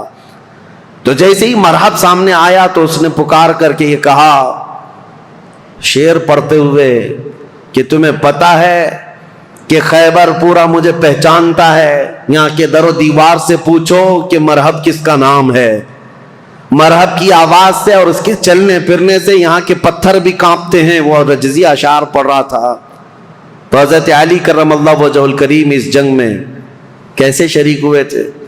یہ 3 دن تک کنٹینیو چل رہی تھی، صحابہ کو فتح نہیں مل رہی تھی، کچھ صحابہ شہید بھی ہو گئے تھے، اور رات کے وقت رسول کریم صلی اللہ تعالیٰ علیہ وسلم بیٹھے اور کہا کل کی صبح ہونے دو، میرے ہاتھ میں جو پرچم ہے میں ایسے کو دوں گا جس کو اللہ اس کے رسول بے حد چاہتے، اور اللہ تعالیٰ نے اس کے ہاتھ میں یہ فتح رکھی ہے۔ صحابہ کہتے ہیں پوری رات ہم نہیں سوئے۔ حضور نے جو یہ بشارت دی تھی اس میں بشارتیں کیا کہتی ہیں؟ ایک تو یہ تھی کہ قلعہ اس کے ہاتھ فتح ہوگا، دوسرا یہ کہ اللہ اس کو اور اس کے رسول بے حد اسے چاہتے ہیں۔ حضرت عمر کہتے ہیں ہمیں غالب گمان یہی رہتا تھا کہ شاید جھنڈا ہمارے ہاتھ میں آئے گا۔ صبح اسی طرح رات کروٹ لے کر صحابہ نے گزاری تھی کہ ہمارا نام آ جائے گا۔ جیسی صبح ہوئی نبی کریم صلی اللہ تعالیٰ علیہ وسلم نے صحابہ کی جماعت کو جمع کیا، سب گردنیں اٹھا کر حضور کو دیکھ رہے تھے کہ یہ جھنڈا کس کے ہاتھ میں ہوگا۔ پھر رسول کریم صلی اللہ تعالیٰ علیہ وسلم نے پکار کر کہا علی بن ابی طالب کہاں ہے؟ اس جماعت میں وہ تھے ہی نہیں وہ صحابہ، کیونکہ اس وقت وہ بیمار تھے، بخار بھی سخت تھا۔ حضور صلی اللہ تعالیٰ علیہ وسلم سے عرض کیا یا رسول اللہ صلی اللہ علیہ وسلم ان کی آنکھوں میں آشوب آیا ہے، جو لال ہو جاتی ہیں آنکھیں، تو آنکھیں لال ہو گئی ہیں اور بخار زدہ ہیں۔ حضور نے فرمایا اسی حالت میں ان کو لے کے آؤ۔ بستر سے اٹھا کر حضرت علی کو لایا گیا، آنکھوں سے پانی بہ رہا تھا۔ نبی کریم صلی اللہ تعالیٰ علیہ وسلم نے اپنا لعاب پاک ان کی آنکھوں پہ لگایا۔ حضرت علی کہتے ہیں میری آنکھیں اخیر زمانے تک اتنی تیز نظر آتے تھا جس کا کوئی اندازہ نہیں کر سکتا۔ حضرت علی رضی اللہ تعالیٰ عنہ کے ہاتھ میں حضور نے جھنڈا دیا اور کہا جاؤ اللہ اس کے رسول تمہیں بے حد چاہتے ہیں اور یہ فتح تمہارے نام رکھی ہے۔ سارے صحابہ کہتے ہیں حضرت علی کو دیکھ کر ہم رشک کرتے تھے کہ کیا مقام پایا علی بن ابی طالب نے۔ اس وقت ان کی جوانی کا ہی وقت تھا، اور جب وہ جھنڈا ہاتھ میں لے کر کے آئے تھے یہ مقابلہ مرحب سے ہونا تھا، جو 1000 انسانوں سے تنہا لڑ سکتا تھا، اکیلا لڑنے کی طاقت رکھتا۔ جب وہ رجزیہ اشعار پڑھ رہا تھا، جانتے ہو قلعوں کی دیواروں سے پوچھو مرحب کس کا نام ہے، یہاں کے پتھر میرے چلنے پھرنے سے کانپ جایا کرتے ہیں۔ پھر حضرت علی آگے آئے، پوچھا مرحب نے تم کون ہو؟ حضرت علی نے کہا انا الذی سمتنی امی حیدرا، میں وہ ہوں کہ میری ماں نے میرا نام حیدر رکھا ہے۔ حیدر کا مطلب جانتے ہو؟ حیدر کا مطلب جنگل میں، گھنے جنگلات میں اپنے پیر پھیلائے ہوئے نہایت ہی سخت قسم کا چہرہ لے کر کے بھوکا پلٹ وار کرنے والا وہ شیر بپر جس کو دیکھ کر کے پورے جنگل میں ہیبت طاری ہوتی ہے، اس کو عربی میں حیدر کہا جاتا ہے۔ حضرت علی کہتے ہیں عربی جاننے والے سمجھ سکتے تھے، انہوں نے رجزیہ اشعار میں حضرت علی نے صرف اتنا کہا انا الذی سمتنی امی حیدرا، میں تو وہ ہوں کہ میری ماں نے میرا نام حیدر رکھا ہے۔ مرحب نے کہا تجھ جیسے چھوٹے لڑکے سے میں مقابلہ کرنے کو اپنی توہین سمجھتا ہوں، میں توہین سمجھتا ہوں. حضرت علی نے کہا رسول کریم صلی اللہ تعالیٰ علیہ وسلم کی جماعت سے ہوں, پہلے مجھ سے مقابلہ کر لو, بعد میں بڑے تمہارے مقابل میں آ جائیں گے. جب مرحب اترا حضرت علی کرم اللہ وجہ الکریم کے مقابلے میں, تاریخ آج بھی گواہ ہے, اس کے لوہے کی ٹوپی, اس کا لوہے کا لباس اتنا مہنگا ہوا کرتا تھا, اور وہ تلوار لہراتے ہوئے آیا, اور پہلی تلوار اتنی تیز مارا تھا کہ حضرت علی رضی اللہ تعالیٰ عنہ پر وار جو ہوا, حضرت علی رضی اللہ تعالیٰ عنہ نے اس کے وار کی چمک کو دیکھا, اور جنگ کے میدان میں جو تلوار کی چمک تھی لوگ دیکھ کر کے حیران تھے, اتنی تیز وہ تلوار چلاتا تھا. تو صحابہ کہتے ہیں ہمیں خوف ہو گیا, ڈر ہو گیا کہ علی بن ابی طالب گھوڑے پر ہے, ایک ہی وار اس نے ایسا کیا ہے کہ اس کی آواز فضا میں گونج رہی ہے, علی کا کیا ہوگا. حضرت علی رضی اللہ تعالیٰ عنہ بالکل بے خوف تھے. اللہ کے شیروں کو آتی نہیں روباہی, اللہ کا جو شیر ہوتا ہے وہ لومڑی کبھی بنی نہیں سکتا. مولا کائنات علی بن ابی طالب نے اس کے 2 وار کے بعد اپنا جو پہلا وار مارا, صحابہ کہتے ہیں حضرت علی کی 2 دھاری تلوار تھی, مرحب کے سر پر لگی اور اس کے لوہے کی ٹوپی کو کاٹتے ہوئے مرحب کے سینے تک آ گئی. ایک ہی وار میں مرحب کو زمین پر ٹھنڈا کر دیا تھا. فاتح خیبر حضرت علی رضی اللہ تعالیٰ عنہ ایک ہی وار میں مرحب کو ٹھنڈا کیا, اور اس کے بعد اسی کے اشعار حضرت علی نے پڑھ کر لوگوں کو سنایا, اے لوگوں سنو, یہ جو ٹھنڈا ہوا ہے جسم, یہ وہی ہے جس کی چلنے پھرنے کی آواز پتھر سنا کرتے تھے, دیوار سنا کرتے تھے. اب اس خیبر کے قلعے کے در و دیوار بھی جانیں گے کہ جس سے وہ ہیبت کھاتے تھے اس کو زمین پر کس نے مار گرایا. پھر حضرت علی نے کہا اے یہودیوں, آج کے بعد سے خیبر کے ہر قلعے سے آواز آئے گی کہ کوئی آیا تھا جس کا نام اس کی ماں نے حیدر رکھا تھا.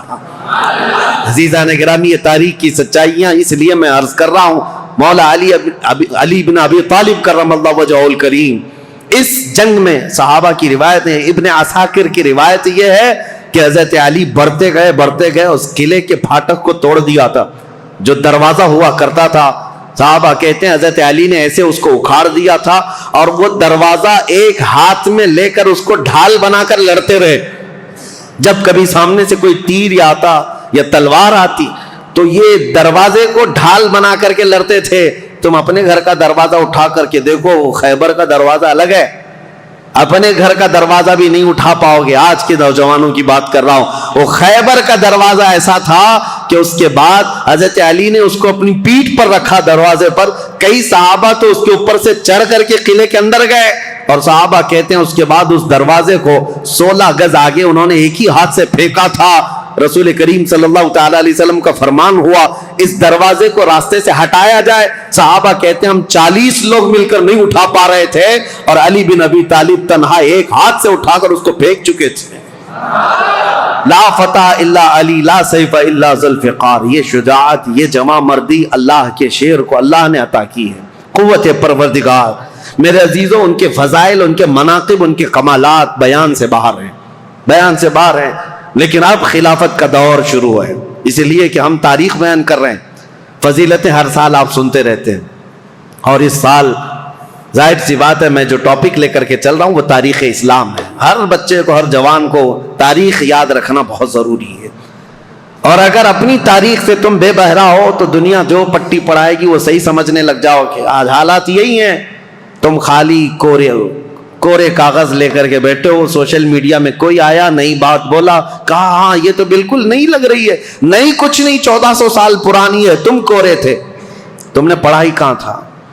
اس لیے تاریخ کی سچائیاں اگر تمہیں یاد نہ ہو تو اگلا دور جو آنے والا ہے اور بھی بہت ڈینجر ہے, بہت سخت ہے. آپ کو پتہ ہے یہ ظالمانہ حکومتیں جو ہمارے سر پر آج منڈلا رہی ہیں, یہ دجالی نظام جو پیدا ہو چکا ہے, یہاں سب چیزوں پر اٹیک ہے, سب چیزوں پر اٹیک ہے. آپ یہ مت سمجھنا کہ یہ صرف ہماری مسجدیں گرا رہے ہیں یا ہماری خانقاہوں کو پامال کر رہے ہیں, بلکہ ماسٹر پلاننگ کے ساتھ تمہاری نسلوں کی تباہی کا انتظام ہو چکا ہے. ماسٹر پلاننگ کے اعتبار سے ایسے کہ یہاں پر باضابطہ ایجوکیشن منسٹر اسی کو بنایا جاتا ہے جو سخت قسم کا تعصب پسند ہو. تمہاری تاریخ کو توڑ مروڑ کر کے تمہارے اسکول کے سلیبس میں ایسی چیزیں ڈال دے کہ بچہ کچے دماغ میں پڑھتے پڑھتے یہی سمجھ جائے آج حالات ایسی ہی ہیں. 10-20 سال پہلے جا کر کے آپ اسکول کے نصاب سیلیبس کی کتابیں اٹھا کر کے پڑھیں, اس میں حضور صلی اللہ علیہ وسلم کے نام پر چیپٹر ہوا کرتا, صحابہ اکرام کے حضرت عمر فاروق کے نام پر چیپٹر ہوا کرتا تھا, کوئی نہ کوئی ٹیکسٹ بک میں آپ کو مل جائے گا. آج تو ہے ہی نہیں. تاریخ اسلام کی یہ سچائیاں, نہ اورنگزیب آئیں گے نہ شہاب الدین غوری آئیں گے, تاریخ کو مٹا کر کے پتہ نہیں کون کون سے پہاڑی چوہوں کو لا کر رکھا ہے, سب طرح سے بدل کر کے. اس طرح کہ تعصب کی اینک ایسی پہن رکھی ہے انہوں نے کہ تمہارے بچوں میں یہ زہر پھیلتا جائے اور بچے تمہاری تاریخ سے بے بہرا ہو جائیں. آج اے نوجوانوں, اگر دنیا تمہاری تاریخ مٹانے کی کوشش کر رہی ہے تو اس وقت تمہاری ذمہ داری ہے, تمہاری ذمہ داری ہے. میں رشیا کی ایک چھوٹی سی کنٹری جہاں قرآن پر پابندی لگا کر تقریباً 70 سال گزر چکے تھے, 60 یا 70 سال, سوویت یونین کی لڑائیوں میں, اس سے پہلے جو وہاں کے حالات تھے, مارکسزم لینن کا جو انقلاب آیا تھا, ریولیوشن, کچھ ممالک ایسے سخت اسٹرگل کر چکے ہیں, مسلمانوں کی اذانیں بھی بنتی, قرآن پر پابندی ایسی لگی تھی. ایک ہمارے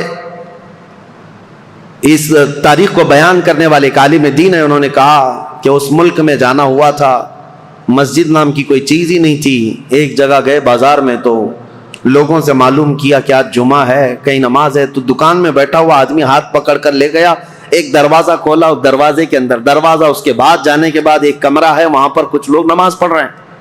کہا یہاں سخت پابندی ہے, کھلے عام نماز نہیں پڑھ سکتے. نماز پڑھنے کے بعد علاقے کے لوگوں سے, اس عالم دین ہندوستانی تھے, مل کر کے انہوں نے کہا مسلمانوں پر اتنی سخت پابندیاں ہیں لیکن ہیں مسلمان اب تک, نماز تو پڑھ رہے ہیں تم لوگ چھپ کر ہی صحیح. انہوں نے کہا نماز ہی نہیں. ایک بچے کو انہوں نے سامنے کیا, ایک بچہ تھا تقریباً وہ 12 یا 13 سال کا, کہا یہ قرآن پڑھ سکتا ہے؟ تو وہ ہنسنے لگے, کہا قرآن پڑھ نہیں سکتا بلکہ یہ پورا حافظ قرآن ہے. یہ عالم دین کہتے ہیں میں اس کو جگہ جگہ سے قرآن پوچھتا رہا اور وہ قرآن زبانی سناتا رہا. ایسی جگہ پر جہاں اذان پر پابندی ہو, جہاں قرآن رکھ نہیں سکتے, ایک بچہ حافظ قرآن ہے. انہوں نے پوچھا کہ بیٹا یہ حفظ قرآن ایک باضابطہ مدرسہ لگتا ہے ہمارے ہاں, باضابطہ انوائرمنٹ چاہیے, پھر جا کر کوئی حافظ قرآن بنتا ہے, تم ایسی جگہ پر کیسے بنے؟ وہ کہتا ہے بس میں اپنی دادی سے سن سن کر حافظ قرآن بناؤں, میری دادی حافظ قرآن ہے. میں یہ مثال صرف اس لیے دینا چاہتا ہوں, اسلام پر چاہے جیسے ہی سخت حالات آ جائیں, اسلامی سپاہیوں نے اپنے بچوں میں اسلام نسل کرنے کا جب بیڑا اٹھا لیا ہے, دنیا کی عظیم طاقتیں بھی اسلام کو کچھ نہ کر سکی. آج وہ ذمہ داری تمہیں اٹھانے کی ضرورت ہے. تم یہ مت دیکھو کہ کہاں کیا بدلا جا رہا ہے سوشل میڈیا پر اور یا اسکولوں کے نصاب میں, سیلیبس میں اور فلموں میں, جو ہمیں فلما کر کے دکھایا جا رہا ہے. لوگ احتجاج کر کر کے بول رہے ہیں نا کہ اسلام پر ٹارگٹ ہے, 1000 کرنے دو انہیں. یا آج سول کوڈ کی بات لے کر کے مسلمانوں کے قوانین بدلنے, یہ سب حالات آئیں گے, سخت ترین حالات آئیں گے. ظالموں کو تو اپنا ظلم دکھانا ہی ہے, لیکن اے غیور نوجوانوں تمہاری ذمہ داری ہے, تم اپنے کندھوں پر یہ بیڑا اٹھا لو. ہم دنیا کے درپردہ یا دنیا کے بھروسے پر اپنے بچوں کو نہیں رکھیں گے, ہم اپنے تاریخ کی سچائیاں اپنے بچوں میں منتقل کرتے جائیں گے. یہ گڈی گڑیا کی کہانیاں سنانا چھوڑ دو, اپنے بچوں کو لو, رات میں بیٹھ کر میرے آقا کی اور صحابہ اکرام کے ایمان افروز واقعات سناؤ. اتنے واقعات آپ نے سن لیے, ہر سال کربلا سناتے ہیں. میرے عزیزو اب کربلا صرف علماء سے نہیں, ہر گھر میں باپ سے بچہ خود سنے. کون؟ حسین ابن علی ہیں. یہ کربلا کی داستانیں گھر گھر میں ہو, پھر ہمیں کچھ فرق نہیں پڑتا کہ ظالم طاقتیں کیا کیا منصوبے بنا رہی ہیں. مولا علی کرم اللہ وجہ الکریم کی اب تاریخ میں بیان کرنے جا رہا ہوں. یہ فضائل تھے, یہ مناقب تھے, ان کے کمالات تھے. ان کے کمالات کے لیے اتنا کافی ہے کہ وہ رسول اللہ صلی اللہ علیہ وسلم کے بھائی ہیں, دنیا میں بھی اور آخرت میں بھی. ان کی فضیلت کے لیے اتنا کافی ہے کہ رسول اللہ صلی اللہ تعالی علیہ وسلم نے ان کے لیے یہ فرمایا کہ تم میرے لیے ویسی ہی ہو جیسا موسیٰ علیہ السلام کے لیے ہارون علیہ السلام تھے, بس فرق اتنا ہے کہ میرے بعد کوئی نبی نہیں ہوگا. ان کی فضیلت کے لیے اتنا کافی ہے کہ سیدہ کائنات فاطمہ الزہرا ان کے نکاح میں ہیں, اور جنتی جوانوں کے سردار حسن و حسین ان کے بیٹے ہیں. ولایت کا سر چشمہ حضرت علی تک پہنچتا ہے. اب خلافت کا جو دور ہے یہ ظاہر سی بات ہے کمپلیکیٹڈ چیز. حکومت، سیادت، امارت، خلافت یہ آسان چیز نہیں ہے میرے عزیزو. ہر زمانے میں، ہر دور میں یہ عہدہ ہمیشہ اختلافی ہوتا ہی رہا ہے. لیکن صحابہ کے دلوں میں حضور صلی اللہ تعالیٰ علیہ وسلم نے خالص اللہ کی محبت رکھی تھی. وہ دنیا پرست نہیں تھے اور دنیا کے اسباب کی طرف یا مادوں کی طرف وہ اپنے دل دادا نہیں تھے. اللہ کا خوف رکھتے تھے، اس لیے زیادہ معاملات نہیں آئے. پھر بھی جیسے کہ کل میں نے بتایا حضرت عثمان کے 12 سالہ خلافت کے دور میں آخر دور ایسا آیا جو فتنوں سے بھرا ہوا تھا. عبداللہ بن سبا نام کا ایک یہودی جس نے یہ بیج بویا اور ایک جماعت پیدا کر دی اور مسلمانوں میں انتشار اور فرقہ پیدا ہونا شروع ہو گیا. اور سبب کہاں، یہ فتنہ کہاں تک پہنچا؟ حضرت عثمان غنی کا قتل ہو گیا مدینے میں. یہ پہلا قتل ہے جو مسلمانوں کے ہاتھ ہوا ہے، حضرت عثمان غنی کا قتل. حضرت عمر کو بھی شہید کیا گیا لیکن وہ تو ایک آگ کا پجاری تھا، ابو لولو فیروز مجوسی. لیکن حضرت عثمان کا جو قتل ہوا ہے وہ آپسی انتشار کی وجہ سے ہوا. تفصیل میں نے بتایا. جگہ جگہ انقلاب نام سے کچھ جماعتیں کھڑی ہوتی تھیں. ان کو یہ چاہیے تھا ریولیوشن اور ان کو جدت، نیا پن چاہیے تھا. حضرت عثمان کا خلافت کا زمانہ 12 سال ہو رہا تھا اور یہ وقت یہاں تک آ پہنچا کہ مدینے میں پہنچ کر کے ان سبائیوں نے، مصر کے رہنے والے بلوائیوں نے حضرت عثمان کا قتل کر دیا. یہ قتل صحابہ کے لیے بہت بڑا صدمہ تھا. جتنے بڑے صحابہ تھے اس قتل کے خلاف تھے. خود حضرت علی کرم اللہ وجہ الکریم اس کی سخت مذمت کرتے رہے اور کہتے رہے کہ رسول اللہ صلی اللہ علیہ وسلم کے حرم مدینہ کو جس نے حلال کر دیا خون سے حضرت عثمان کے، وہ دنیا کا بدترین شخص ہے. اور حضرت علی کے فرامین ہے کہ میں سمجھتا ہوں قتل عثمان سب سے بدترین فتنہ ہے. اب حالات ہو گئے، ان کے قتل کے بعد جنازہ ہو گیا، تدفین ہو گئی، جنت البقیع میں آپ دفن ہوئے. اب خلافت کا مسئلہ آیا کہ اب کون خلیفہ بنے گا.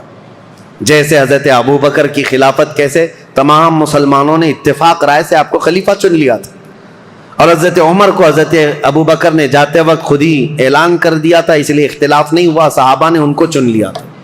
اور حضرت عثمان کی خلافت کیسے ہوئی تھی؟ 6 صحابہ جمع ہوئے تھے.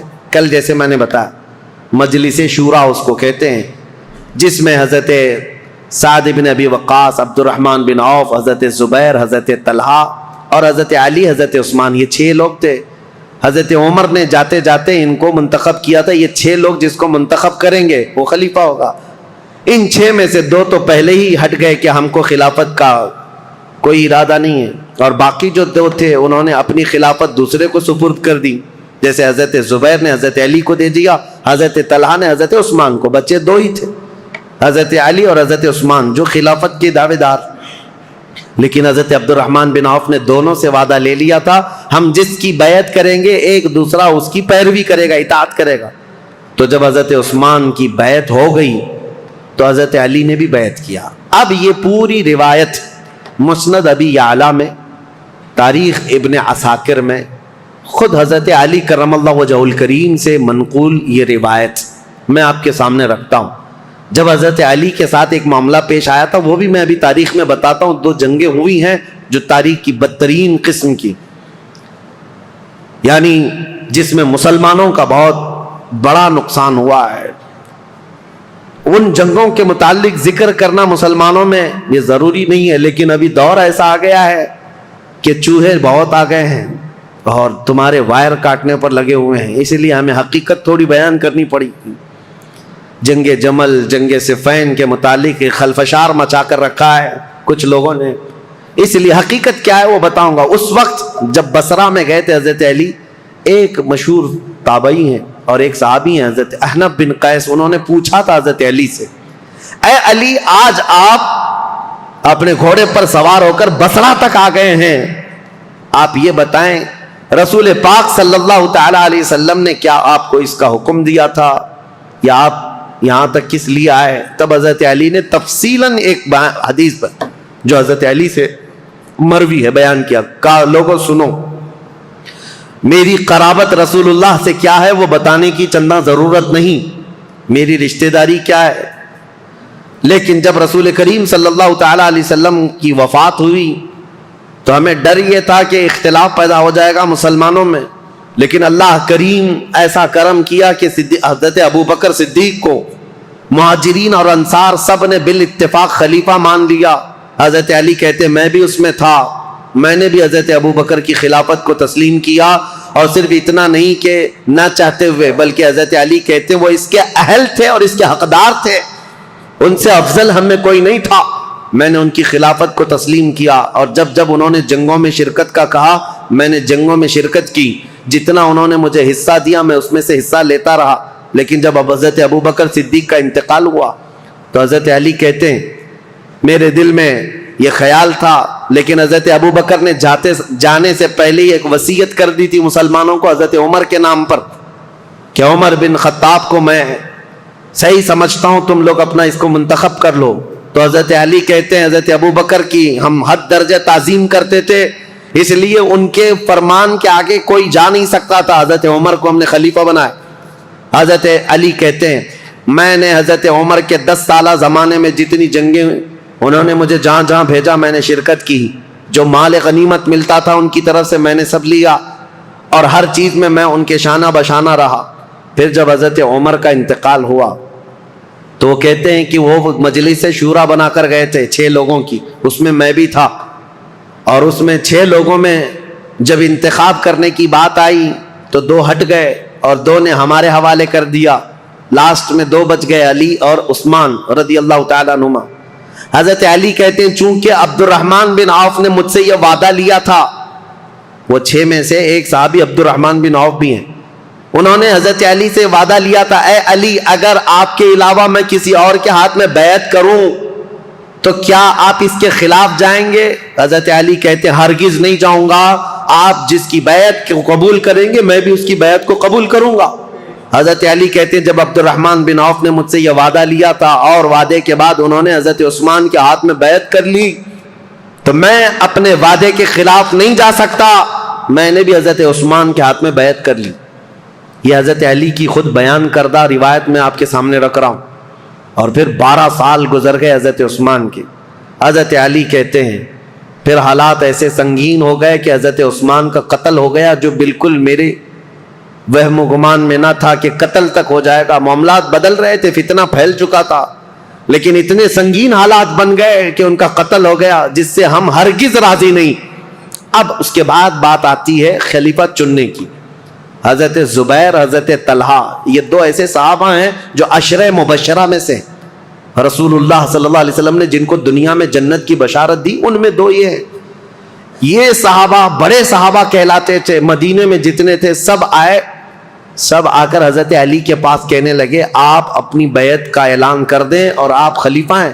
حضرت علی نے کہا مجھے اس کی خواہش نہیں، میں خلیفہ کی بجائے وزیر بننا پسند کروں گا، تم میں سے جو چاہے خلیفہ بن جاؤ۔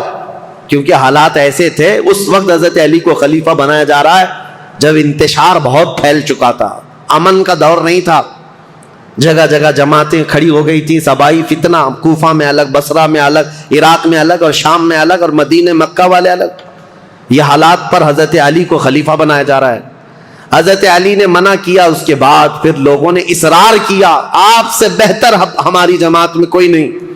حضرت علی کہتے ہیں جب انہوں نے اصرار کیا تو میں نے اللہ اس کے رسول کے احکام کی شرط پر اور خلفائے ثلاثہ جو گزر چکے ان کی اتباع، ان کی پیروی پر سب کی بیعت لینا شروع کیا۔ حضرت علی جب بیعت لینے لگے، یہ تقریباً 35 ہجری کا واقعہ ہے، حضور صلی اللہ تعالیٰ علیہ وسلم کی وفات کو 25 سال گزر چکے تھے۔ یہ 35ویں ہجری میں حضرت علی رضی اللہ تعالیٰ عنہ خلافت پر متمکن ہوئے مدینہ طیبہ میں۔ اب خلافت کا پہلا دور ہے، یعنی ابھی پہلا دن ہے، آپ بہترین خطیب تھے۔ حضرت علی کرم اللہ وجہ الکریم خطبہ بہت اعلیٰ دیا کرتے تھے۔ خطبے کے بعد آپ یہ جو فتنہ پھیلا تھا اس کو ٹھنڈا کرنے کے لیے کوششیں فرما رہے تھے، لیکن اسی اثنا میں ہوا کیا، حضرت علی رضی اللہ تعالیٰ عنہ نے دو چند دنوں کے بعد بہت سخت قسم کے فیصلے لیے، اس سے معاملات اور سخت ہو گئے۔ کیا؟ آپ نے ملک شام کے گورنر امیر معاویہ رضی اللہ تعالی، جو 22 سال سے گورنر تھے حضرت عمر کے زمانے سے، حضرت علی یہ کہتے تھے کہ اب ان کو گورنری سے میں معزول کرتا ہوں۔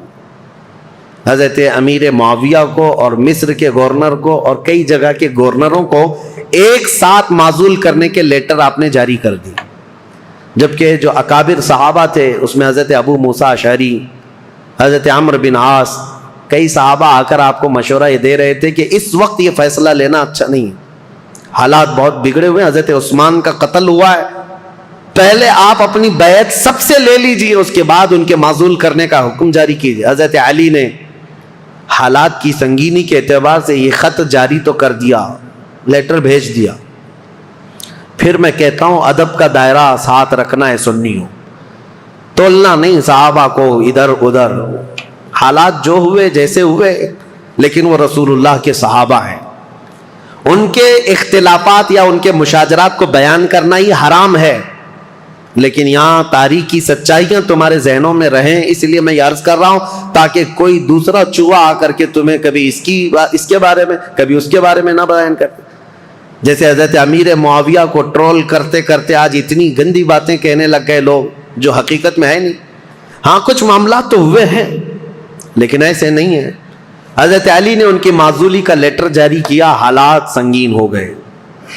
ظاہر سی بات ہے 22 سال سے وہ گورنر تھے، اب یہاں حالات یہ ہو گئے کہ حضرت امیر معاویہ نے سب سے پہلے یہ اعلان کیا کہ حضرت علی اب خلیفہ اگر ہو گئے ہیں تو ان کی خلافت کا پہلا کام یہ ہونا چاہیے، جنہوں نے حضرت عثمان ابن عفان کو قتل کیا پہلے ان قاتلوں کو پکڑ کر قصاص لینا چاہیے۔ خلیفہ اسلام کا قتل ہوا ہے، عام آدمی کا قتل نہیں ہوا ہے۔ خلیفہ اسلام کو قتل کرنے کا مطلب اسلام کے پلر کو ہلا دینا۔ حضرت امیر معاویہ شد و مت سے بہت زور شور سے یہ مطالبہ شروع کر دی، اور مطالبے میں بھی اتنا کہ حضرت امیر معاویہ نے مدینے ایک قاصد کو بھیجا اور حالات معلوم کر کے حضرت عثمان کا وہ جبہ منگوایا جس میں ان کی شہادت ہوئی تھی، وہ خون سے تر بتر تھا۔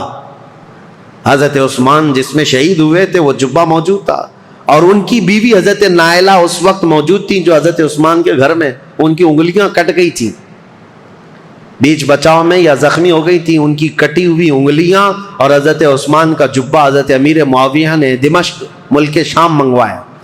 اب یہ جب چیزیں آئیں تو حضرت امیر معاویہ نے منبر پر رکھ کر کے لوگوں سے کہا خلیفہ اسلام کا بے دردی کے ساتھ قتل ہوا ہے، جبکہ جو وجوہات بتائی جا رہی ہیں وہ بہت چھوٹی ہیں۔ حضرت عثمان نے غلطی کیا کی تھی، ان کا جرم کیا تھا جس کی وجہ سے یہ قتل ہوئے؟ اور یہ جبہ جیسی ہی ملک شام میں پہنچا ہنگامہ برپا ہو گیا، تقریباً 60,000 لوگ کھڑے ہو گئے یہ مطالبہ کرنے کے لیے کہ خلیفہ اسلام عثمان بن عفان کے قتل کا قصاص لینا ضروری ہے۔ جن لوگوں نے قتل کیا ہے خلیفہ اسلام کو، ان کا مطالبہ کرنا اپنی جگہ پر تھا۔ ظاہر سی بات ہے آج کے دور میں آپ کو بتاؤں، ملک کے پریزیڈنٹ پر کوئی حملہ کر دے یا ملک کے پی ایم پر کوئی حملہ کر دے تو پورے ملک کی عزت کا مسئلہ ہو جاتا ہے، عام چیز نہیں ہے، اسی لیے سیکورٹی بھی بہت رکھی جاتی ہے۔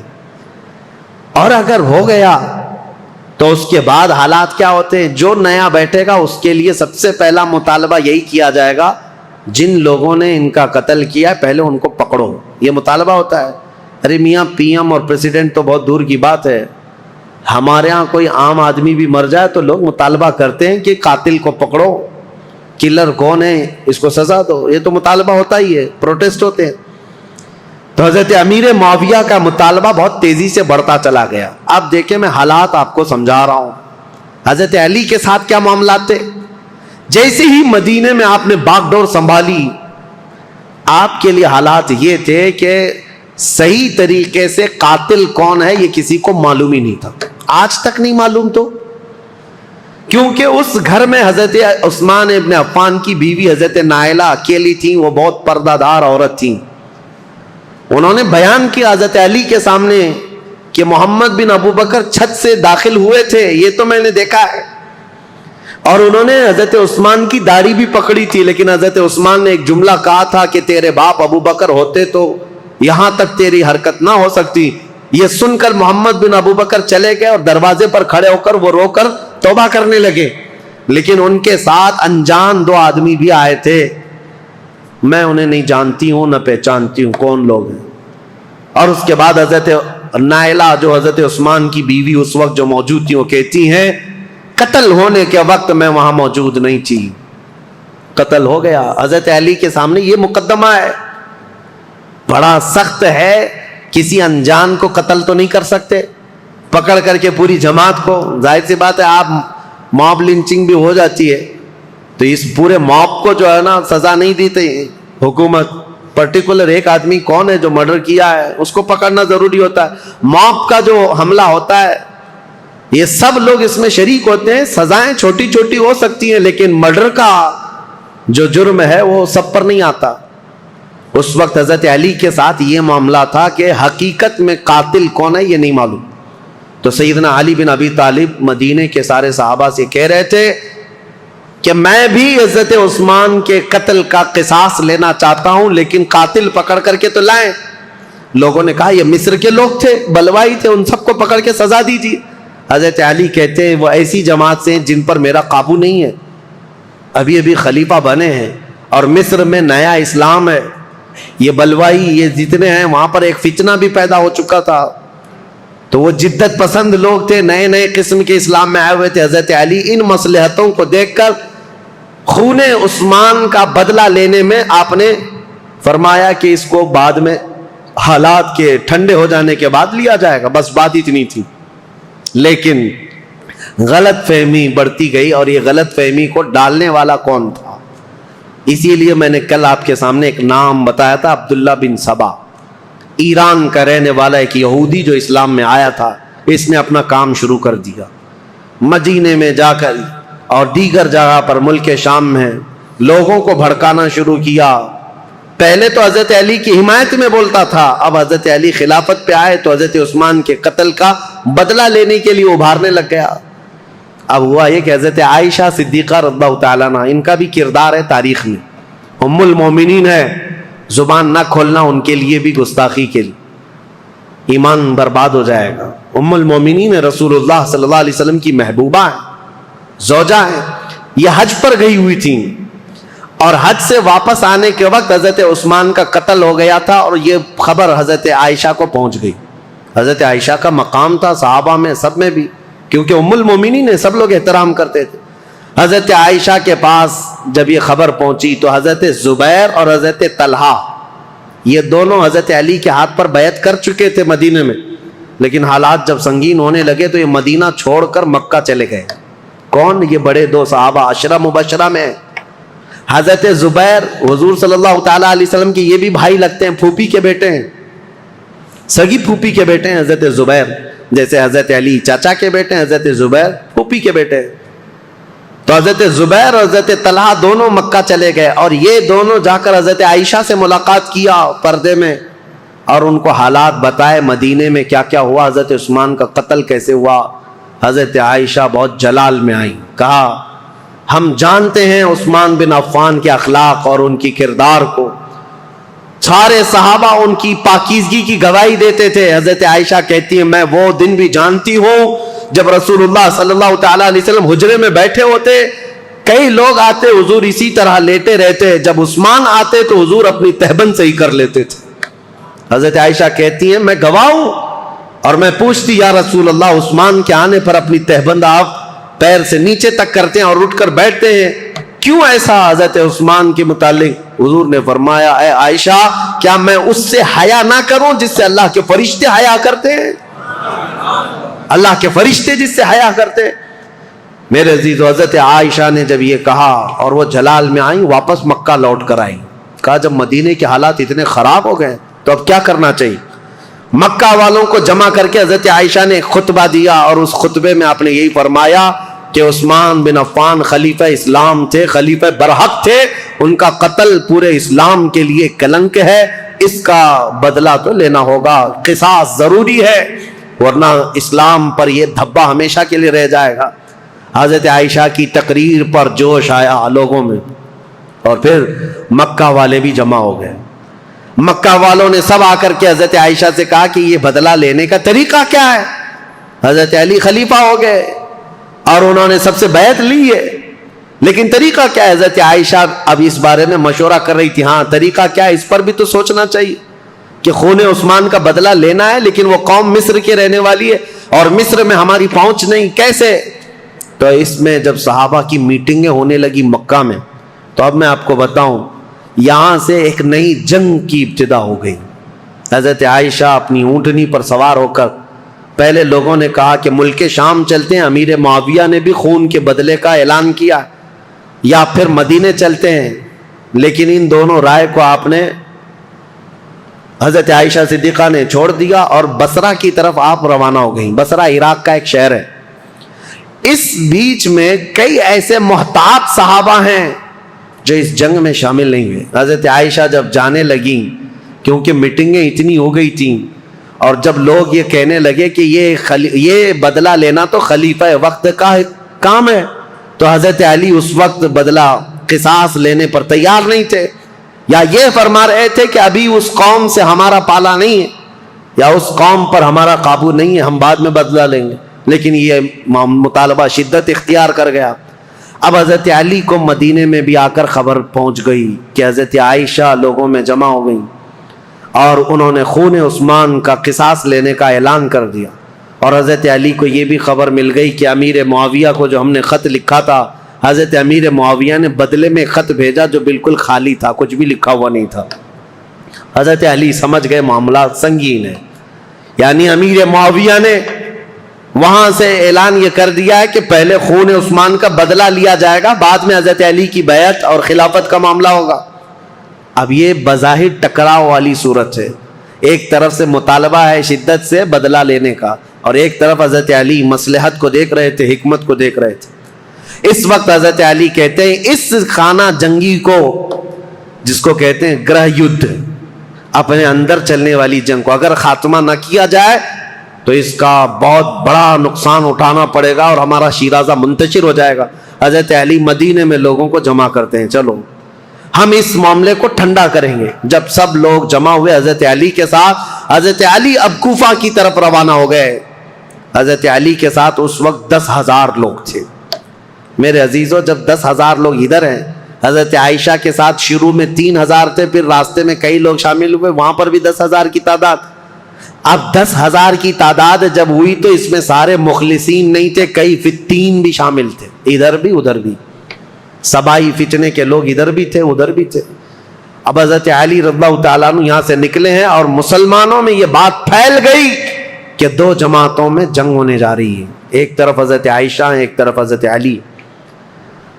یہاں تک کہ روایت میں موجود ہے جب حضرت عائشہ اپنی اونٹنی پر بیٹھ کر کے مکہ سے نکل رہی تھی تو اس دن کو یوم الخیب کہا گیا ہے، یعنی یوم گریہ۔ سارے مکہ والوں نے اس دن اتنا روئے تھے، سارے مکہ والے، جتنا وہ کہتے ہم نے کبھی رویا نہیں، کہ ان کو شدت سے غم تھا کہ آج نوبت یہاں کو پہنچی کہ مسلمانوں کی 2 بڑی جماعتیں ٹکرانے جا رہی ہیں، ایک طرف ام المومنین عائشہ صدیقہ، ایک طرف مولا کائنات علی بن ابی طالب۔ ابھی امیر معاویہ کا معاملہ ہی نہیں آیا۔ حضرت عائشہ چل کر کے گئیں، بصرہ پہنچ گئیں، اس میں حضرت زبیر بھی ہیں، حضرت طلحہ بھی ہیں، 2 بڑے صحابہ ہیں، 10 مبشرہ۔ ادھر حضرت علی کے ساتھ جو 10,000 صحابہ ہیں، اس میں حضرت عمار بن یاسر، مقداد بن اسود، بلال حبشی، کئی صحابہ حضرت علی رضی اللہ تعالیٰ عنہ کے ساتھ، حضرت سلمان فارسی، یہ لوگ ہیں۔ نکلے ہیں، جنگ کی نیت تو نہیں تھی، معاملات کو دیکھا جائے گا اور سامنے بیٹھ کر کے کچھ کیا جائے۔ اب حضرت علی کوفہ گئے تو وہاں حضرت ابو موسیٰ اشعری تھے، یہ بھی بڑے صحابی ہیں جنہوں نے بعد میں چل کر صلح کرائی۔ یہ کوفہ والوں میں بیان کر کر کے لوگوں کو یہ کہہ رہے تھے کہ اے لوگوں، اپنا ایمان بچانا، آخرت بچانی ہے، تلواریں اپنی نیام میں رکھو، کوئی اپنے گھر سے نہ نکلے، کوئی ان جنگوں میں شرکت نہ کرے۔ حضرت ابو موسیٰ اشعری تو لوگوں کو منع کر رہے تھے۔ پھر حضرت علی کوفہ پہنچ گئے۔ یہ کوفہ پہنچنے کی وہی تاریخ ہے کہ جب حضرت علی کوفہ پہنچے تو پھر اس کے بعد مدینے دوبارہ تشریف نہیں لائے۔ یہاں سے حضرت علی کی خلافت کا باضابطہ جو دور کوفہ جو دارالعاصمہ دارالخلافہ بنا اسلام کا، حضرت علی جب وہاں آئے تو لوگوں کو آپ کی فوج میں شامل کیا گیا. حالات سنگین ہو رہے، طاقت کے بل بوتے، طاقت کے زور، اس کو ٹھنڈا کرنا چاہیے. اب اس میں محتاط صحابہ جو تھے ان کی بھی رائے میں بتاتا ہوں. حضرت عبداللہ بن عمر ہیں، حضرت عمر بن عاص ہیں، یہ لوگ شریک نہیں ہوئے. محمد بن مسلمہ ہیں، یہ لوگ شریک نہیں ہیں. احنف بن قیس یہ بعد میں. ان لوگوں سے حضرت علی نے بلا کر کے کہا بھی تھا کہ تمہاری رائے کیا ہے. حضرت عمر بن عاص نے کہا کہ میں چل تو پڑوں گا آپ کے ساتھ، لیکن بس اتنی شرط ہے آپ مجھے وہ تلوار دیں جو تلوار یہ پہچانتی ہو کون سی گردن مسلمان کی کون سی کافر کی. مجھے وہ تلوار دیجیے، کیونکہ جنگ ہو رہی ہے، دو جماعتیں جو دونوں طرف مسلمان ہیں، صحابہ ادھر بھی ہیں صحابہ ادھر بھی ہیں. عمر بن عاص نے کہا میرے پاس ایسی تلوار نہیں جو پہچانتی ہو گردن کس کی ہے، اگر یہ مل گئی تو پھر شریک ہو جاؤں. اس کے بعد حضرت محمد بن مسلمہ کو بلا کر پوچھا کہ آپ کیوں نہیں؟ کہا میں نے رسول اللہ صلی اللہ تعالیٰ علیہ وسلم سے سنا تھا، میرے آقا نے فرمایا تھا محمد بن مسلمہ اس تلوار کو کبھی نیچے ہونے نہیں دینا، اعلاء کلمت الحق کے لیے استعمال کرنا، اور جس دن یہ نوبت آ جائے کہ یہ تلوار تجھے کسی مسلمان پر اٹھانی پڑے تو احد پہاڑ کے پاس جا کر کسی پتھر پر تیری تلوار توڑ دینا. محمد بن مسلمہ کہتے ہیں کل رات جا کر میں نے اپنی تلوار توڑ دی. آج نوبت یہاں پہنچ گئی ہے کہ ہمیں تلوار اٹھانی پڑ رہی ہے، میں تو تلوار توڑ چکا ہوں. حضرت عبداللہ بن عمر انہوں نے بھی یہی کہا کہ میں فرق نہیں کر پاؤں گا کہ کون حق پر ہے کون کس پر ہے، اسی لیے میں اس میں شریک نہیں ہوں. کچھ محتاط صحابہ ان میں نہیں آئے، لیکن حضرت علی جب سفر پر روانہ ہو، یاد رکھو مسلمانوں ایمان کی حفاظت اسی میں ہے، دونوں جگہ کا بیلنس برقرار رکھو، ام المومنین کا بھی مولا کائنات کا بھی، دونوں رسول اللہ کی قرابت دار ہیں، رشتہ دار ہیں. حضرت عائشہ صدیقہ جب آئیں تو اب مشورے ہو رہے تھے، میٹنگیں ہو رہی تھی، ان کے خطبے اتنے پر اثر تھے کہ لوگ جمع ہوئے. جب وہ بصرہ میں گئی تو 12,000 لوگ جمع ہوئے. کہا کہ نہیں حق پر ہیں، خون عثمان کا بدلہ لینا چاہیے.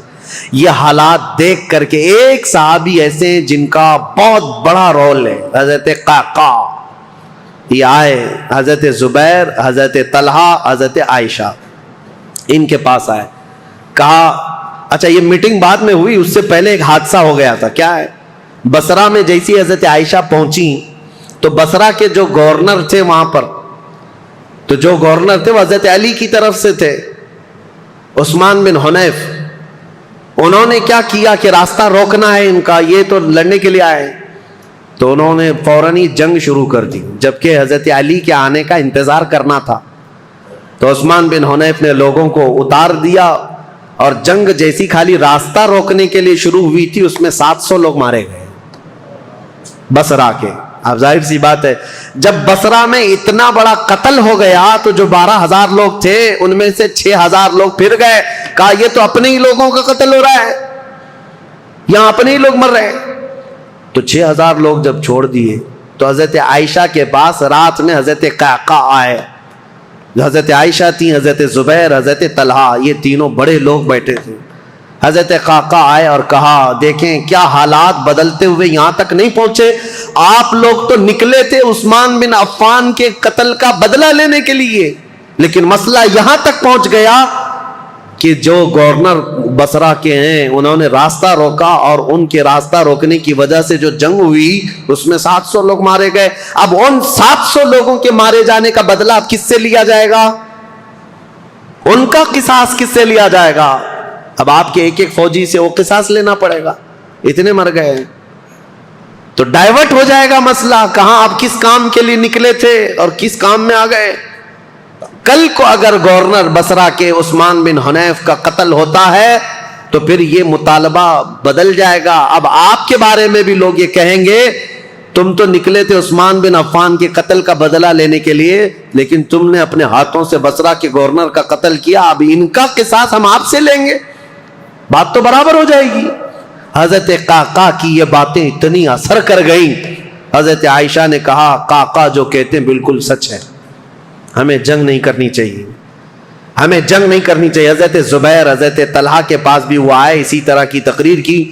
تینوں نے کہا حضرت علی سے ہماری ذاتی کوئی دشمنی نہیں, صرف اسلام کے اس پلر کو کوئی ہلا نہ پائے اس لیے ہمارا یہ مطالبہ تھا.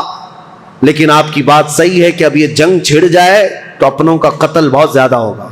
تو حضرت قعقاع سے ان تینوں نے کہا جو باتیں آپ نے ہم سے کی ہیں یہی باتیں علی بن ابی طالب سے بھی کرو, اگر وہ بھی راضی ہیں یہ مصالحت کے لیے تو جنگ کی ضرورت ہی نہیں. تو حضرت قعقاع سیدھے کوفہ گئے حضرت علی کے پاس. یہی ساری باتیں حضرت علی کے پاس انہوں نے رکھا, کہا ایسے حالات ہیں. حضرت علی نے گرین سگنل دے دیا اور کہا ہم بھی جنگ کے لیے نہیں آئے قعقاع, جو تم باتیں کر رہے ہو ہم بیٹھیں گے, زبیر اور طلحہ میرے بھائی ہیں, ہم مصالحت کے لیے جائیں گے. حضرت علی جب آئے بصرہ تو یہ دونوں جماعتیں, حضرت عائشہ کی جماعت ہے, حضرت علی بن ابی طالب کی. سنو توجہ سے, اب اصل مسئلہ شروع ہوتا ہے. رات کو میٹنگیں ہوئی مصالحت کے لیے, حضرت قعقاع کبھی ادھر گئے کبھی ادھر گئے, دونوں نے رات میں ایگریمنٹ بھی لکھ لیا. حضرت زبیر خود چل کر کے حضرت علی کے پاس آئے. حضرت علی سے گفتگو کرنے سے پہلے ہی حضرت علی نے ان سے پوچھا اے زبیر تمہیں یاد ہے رسول اللہ صلی اللہ علیہ وسلم نے ایک مرتبہ میں بھی تھا اور تم بھی تھے.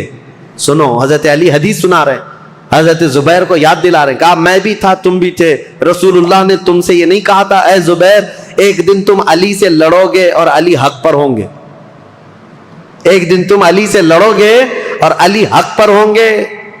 تو حضرت زبیر نے کہا سچ کہا علی تو نے, میں نے رسول اللہ سے سنا تھا.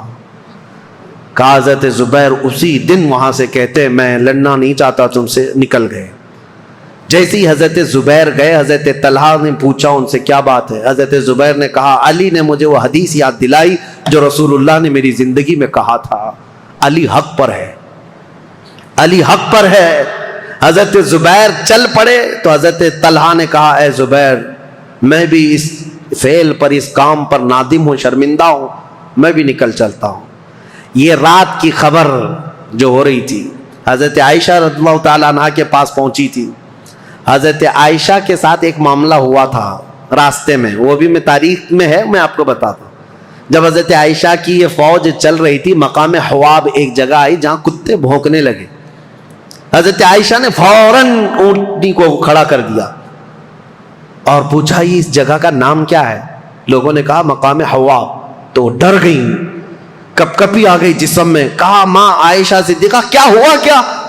کہا میں نے رسول اللہ سے ایک حدیث سنی تھی, میرے آقا نے فرمایا اے عائشہ ایک بار تم مسلمانوں کے ساتھ سفر پر ہوگی تو اللہ کی قسم دیتا ہوں اس جماعت میں تم مت جانا جس میں حواب کے کتے بھونکیں گے.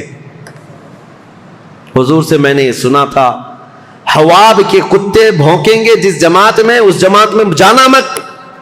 حضرت عائشہ نے کہا کہ اگر یہاں حواب کا مقام ہے تو کتے بھونک رہے ہیں اور میں نہیں چاہتی کہ اس جماعت میں ہوں. یہ بصرہ آنے سے پہلے کی بات ہے. لیکن کیا بتائیں جماعت میں فتنہ انگیزی کرنے والے جو سبائی لوگ تھے ان میں 40 لوگ ایسے آئے جنہوں نے اللہ رسول کی قسم اٹھائی, قرآن کی قسم اٹھا کر کہا یہ حواب کا مقام ہے ہی نہیں, حواب ہے نہیں, یہ دوسری جگہ ہے, یہاں کے کتے روز بھونکتے رہتے. حضرت عائشہ کو حلف لے کر کے انہوں نے کہا یہ حواب کا مقام نہیں ہے. تب حضرت عائشہ پھر چل پڑی جبکہ وہ مقام حواب ہی تھا.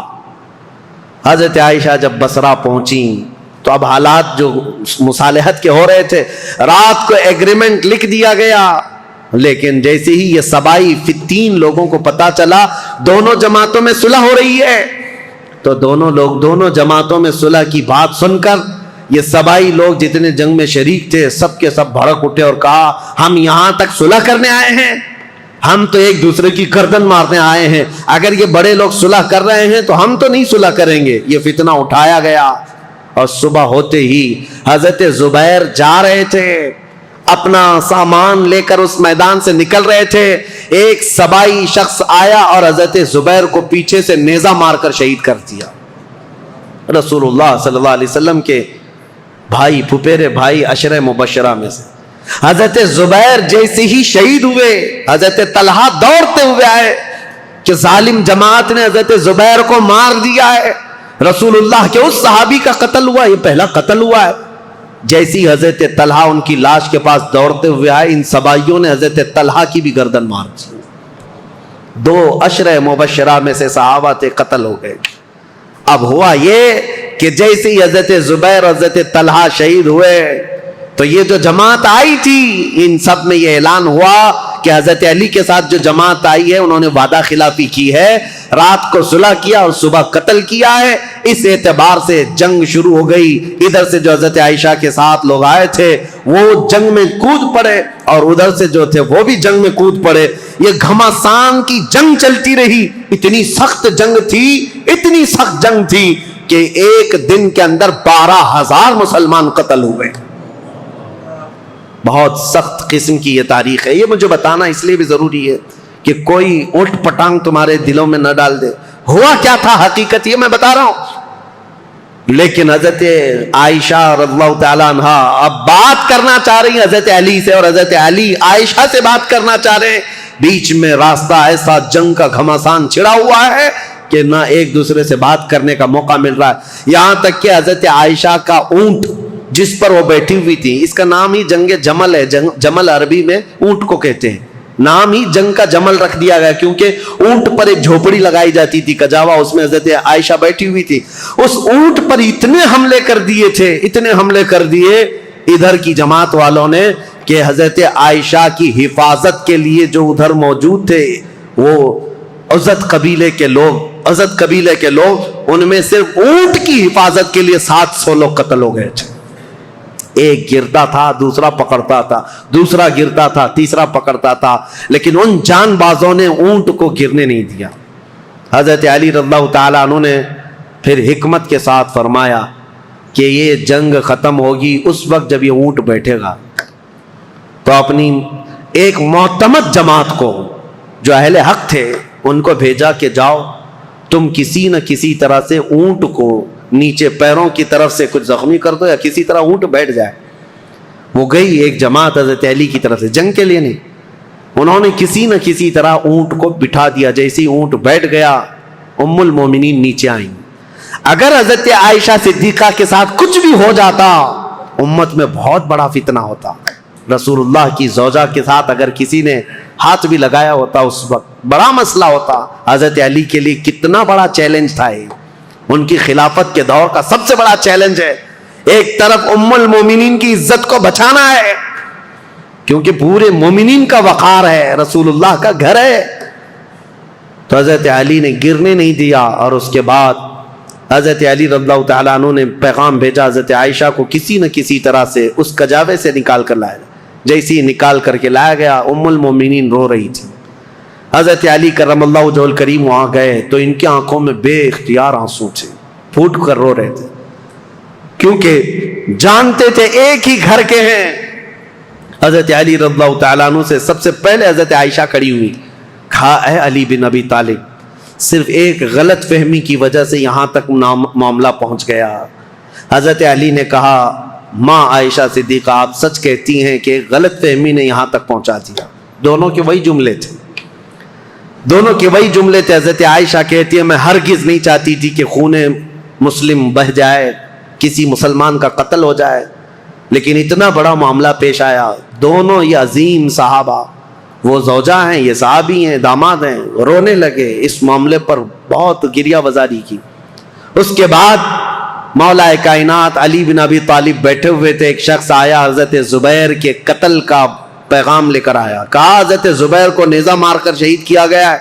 حضرت علی نے کہا سنو رسول اللہ صلی اللہ علیہ وسلم کی حدیث میں اس کو سنا دوں جس نے حضرت زبیر کو قتل کیا. میں گواہ ہوں رسول اللہ نے اپنی زندگی میں فرمایا تھا اے علی دیکھنا ایک دن آئے گا میرے اس زبیر کو کچھ لوگ بے گناہ قتل کر دیں گے اور علی تو اسے بشارت دے دینا کہ وہ شخص اپنی تلوار سمیت ہمیشہ کے لیے دوزخ میں جائے گا.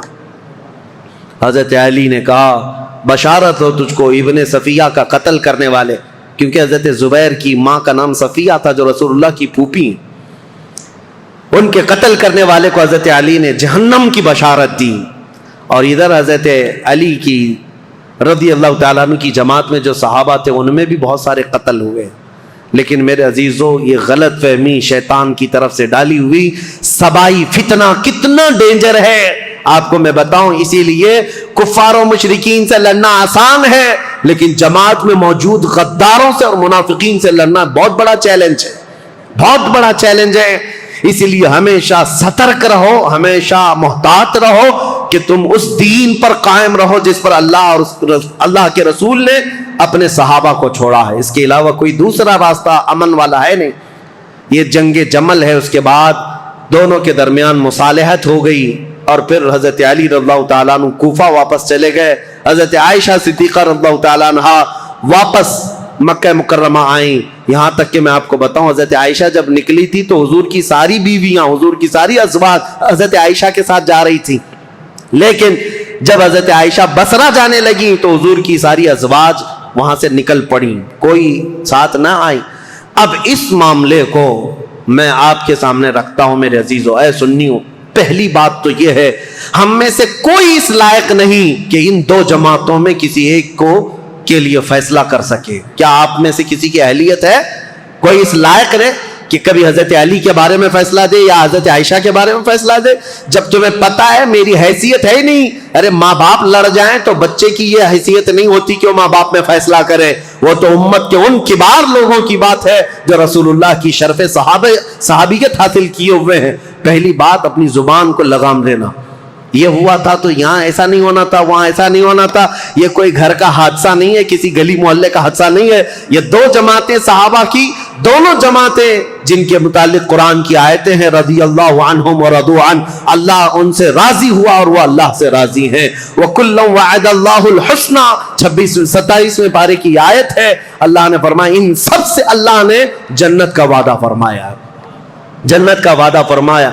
गलत फहमी से होने वाली ये जंग, अगरचे कई मुसलमानों का कत्ल हुआ, लेकिन इस पर अल्लाह करीम की बारगाह में फैसला होगा और रब्बुल आलमीन अहकमुल हाकिमीन यौम क़यामत ये फैसला फरमाएगा।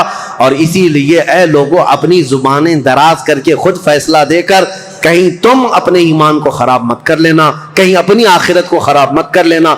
अब आइंदा से मैं आपको बताऊं, जंगे जमल और इसी तरह के हजरत अमीर मुआविया के साथ एक जंग हो गई, जंगे सिफ़ैन। इसको तज़किरे की जरूरत नहीं, लेकिन हकीकत में वहां पर भी यही गलत फहमी हुई थी। हजरत अमीर मुआविया चूंकि ऐलान कर चुके थे खून उस्मान का बदला लेना है, वो भी मुल्क शाम से आए और एक जगह पर हजरत अली रज़ियल्लाहु ताला अन्हु की फौज और उनसे टकराव हुआ, उसमें भी जंग हुई, लेकिन दो सहाबा को हकम बनाया गया, एक हजरत अमर बिन आस और एक हजरत अबू मूसा अशअरी। हजरत अबू मूसा अशअरी हजरत अली की तरफ से थे, हजरत अमर बिन आस अमीर मुआविया की तरफ से थे। सारे दोनों जमातों ने इन दोनों को हकम बनाया और कहा ये जो फैसला करेंगे उस पर दोनों जमातें राजी होंगी। हजरत अमर बिन आस और हजरत अबू मूसा अशअरी ने दोनों ने आपस में बातचीत करके एक सुलहनामा बनाया, एग्रीमेंट बनाया, क्या क्या होगा आगे, किस किस तरह से मामला तय किए जाएंगे। इस पर दोनों जानिबैन की दस्तखत हुई। हजरत अमीर मुआविया भी मुल्क शाम चले गए, हजरत अली भी कूफा आ गए। जंग नहीं हुई, ये जंगे सिफ़ैन, इसमें सुलह हुई है, लेकिन सबाई फितना यहां पर भी काम कर गया। इन्होंने एक नई जमात खड़ी कर दी, खारजियों की जमात। उन्होंने ये कहा अली ने भी कुफ्र किया है, अमीर मुआविया ने भी कुफ्र किया है। दोनों के बारे में कहा, क्यों? कहा दोनों ने हकम बनाया, अपना फैसल बनाया, और हकम सिर्फ अल्लाह है, हकम सिर्फ अल्लाह है। ला हुक्म इल्ला लिल्लाह आयत पढ़ते थे और कहते थे कुरान में तो है अल्लाह ही हकम है, अल्लाह के अलावा कोई हकम नहीं। हजरत अली ने उसके मुतालिक फरमाया था, कलिमतु हक़्क़िन उरीदु बिहल बातिल, कलमा तो हक है जो कह रहे हैं, लेकिन इससे माना बातिल मुराद ले रहे हैं। जैसे आज भी बहुत सारी जमातें हैं, आयतों को किस पर फिट कर देते हैं। मुशरिकीन पर उतरी हुई, मुशरिकीन के लिए उतरी हुई आयतें वो मोमिनीन पर फिट कर देते हैं। खारजी एक जमात तैयार हुई जो हजरत अमीर मुआविया की भी दुश्मन, हजरत अली की भी दुश्मन। इन लोगों ने ये फितना उठाया कि ये दोनों जमातें काफिर हो गई, हम अपनी जमात लेकर अलग होते हैं। और ये जमात एक फिर नई बनी, शिया हजरात के बाद एक खारजी जमात। और ये जब काफिर खुद हो गए, जाहिर सी बात है रसूलुल्लाह के दो सहाबा को काफिर कहना खुद काफिर होना है। ये जमात निकली, हजरत अली ने उनसे भी मुकाबला किया मकाम नहरवान में। और जितने खारजी थे ये इतने सख्त हो गए थे कि जो भी मुसलमान गुजरता था उसका पूरा माल लूटते थे और उसको जला देते थे, हजरत अली की दुश्मनी में। مسلمانوں کے دشمن ہو گئے تو پھر حضرت علی نے ان کے ساتھ مقابلہ کیا اور وہ جتنے خارجی ہوئے تھے ان کو قتل کیا. چند خارجی بچ کر کے وہاں سے نکل کر بھاگے اور انہوں نے اپنی الگ الگ جماعتیں بنائی. اب شدت بدلہ لینے کی شدت انتقام اتنا گھر کر گیا خارجیوں میں کہ 3 خارجی لوگ ایسے ہوئے, میٹنگ کیا اور انہوں نے کہا دیکھو یہ روز روز کی جنگوں سے پریشان ہیں, یہ 3 بڑے لوگ جو ہیں علی بن ابی طالب, عمرو بن عاص, امیر معاویہ, ان تینوں کو قتل کر دیتے معاملہ ہی ختم ہو جائے گا. نعوذ باللہ. یہ 3 کاموں کے لیے عبد الرحمن بن ملجم, عمرو بن بکیر اور ایک شخص اور تھا برکہ بن عماد یا کچھ اس کا نام برکہ تھا, یہ 3 خارجی لوگ تھے. میٹنگ کیا, کہا ہم تینوں ایک ہی دن کا انتخاب کرتے ہیں, ایک ہی دن تینوں کو ماریں گے. 3 بڑے صحابہ کو, حضرت علی کو, حضرت عمرو بن عاص کو, حضرت امیر معاویہ کو. ان تینوں نے, حتیٰ کہ یہ جو عبد الرحمن بن ملجم ہے اس نے شادی کی, یہ عاشق تھا ایک عورت کا, اور اس نے شادی میں اپنی عورت کے مہر میں یہ رکھا تھا کہ 12,000 دینار مہر میں دوں گا اور علی بن ابی طالب کی گردن مہر میں دوں گا. قتل مہر میں رکھا تھا. اس قدر دشمنی کوٹ کوٹ کر بھری ہوئی تھی. اور ان تینوں نے ایک تاریخ متعین کی, رمضان المبارکہ کی. 17 رمضان کو تینوں اپنے اپنے علاقوں میں گئے. حضرت علی کوفہ میں تھے, حضرت عمرو بن عاص یہ مدینے میں یا دوسرے علاقے میں تھے, حضرت امیر معاویہ ملک شام میں تھے. تینوں پھیل گئے اپنے اپنے ان منصوبوں کو لے کر. اور حضرت امیر معاویہ, حضرت عمرو بن عاص کے لیے جو لوگ گئے تھے, ایک برکہ اور ایک جو حضرت عمرو بن عاص کو قتل کرنے والا تھا, یہ تینوں بکیر, عمرو بن بکیر, یہ دونوں جو ہے اپنی پلاننگ میں فیل ہوئے. لیکن عبد الرحمن بن ملجم یہ تلوار کو زہر میں بجھا کر کے کوفہ میں روز انتقام کی آگ میں بھڑکتا رہا. اور حضرت علی رضی اللہ تعالیٰ عنہ ایک رات سوئے ہیں اور خواب میں رسول اللہ صلی اللہ علیہ وسلم کو دیکھا, جیسے حضرت عثمان اپنی شہادت کے دن ایک دن پہلے دیکھے. حضرت علی رضی اللہ تعالیٰ عنہ نے خواب میں رسول اللہ سے عرض کیا, یا رسول اللہ میری امت نے مجھے ٹھیس پہنچا, آپ کی امت کے کچھ لوگوں نے مجھے ٹھیس پہنچائی. رسول کریم صلی اللہ تعالیٰ علیہ وسلم نے فرمایا, اے علی تم کل کھڑے ہو جانا, ان قریب وہ پوری قوم ہلاک ہوگی جس نے تجھے ٹھیس پہنچائی. رسول کریم صلی اللہ تعالیٰ علیہ وسلم نے فرمایا, اور ان کی زندگی میں ہی یہ حضور نے فرمایا تھا, علی جو جماعت تم سے نفرت کرے گی وہ جہنم میں جائے گی. حضور نے تو منافق کی علامت بھی بتائے, جس کو علی سے بغض ہوگا وہ مومن نہیں منافق ہوگا, زندگی میں فرمایا تھا. تو حضرت علی نے خواب دیکھا, صبح حضرت حسن کو اٹھایا بستر سے, امام حسین کو اٹھایا, کوفہ میں تھے, کہا کہ چلو فجر کی نماز کے لیے جا رہے تھے. اور حضرت علی کی عادت تھی فجر کی نماز کے لیے لوگوں کو جگاتے تھے, ہر گھر سے آواز دیتے تھے زور سے. حضرت حسن اور حضرت حسین کو اٹھایا اور کہا میں نے خواب میں رسول اللہ کو دیکھا ہے, اور رسول پاک صلی اللہ تعالیٰ علیہ وسلم نے مجھ سے یہ فرمایا, وعدہ فرمایا. اور اس کے بعد یہ کہتے ہوئے حضرت علی محراب کی طرف بڑھ رہے تھے سارے لوگوں کو. یہ عبد الرحمن بن ملجم نے حضرت علی کرم اللہ وجہہ الکریم کے چہرے پر وار کیا, اور وہ تلوار سے حضرت علی رضی اللہ تعالیٰ عنہ کے انجانے میں چہرے سے ایسا گھاؤ بیٹھا کہ ایک ایک بات دیگرے کئی حملے کیے نماز پر جانے والے کے لیے. اور اسی وقت حضرت علی رضی اللہ تعالیٰ عنہ کے جسم میں زہر بھی سرایت کر گیا, چہرے سے لے کر حضرت علی رضی اللہ تعالیٰ عنہ کے کندھے تک زخم آیا تھا. آپ زمین پر آ گئے تو آپ کو سارے لوگوں نے اٹھایا. یہ فجر کا وقت تھا, 17 رمضان المبارک کی تاریخ تھی. مولا کائنات علی مرتضیٰ رضی اللہ تعالیٰ عنہ کو گھر لایا گیا تو آپ جام شہادت نوش فرما گئے. اس حیدر کرار فاتح خیبر کی شہادت ہو گئی 17 رمضان کو.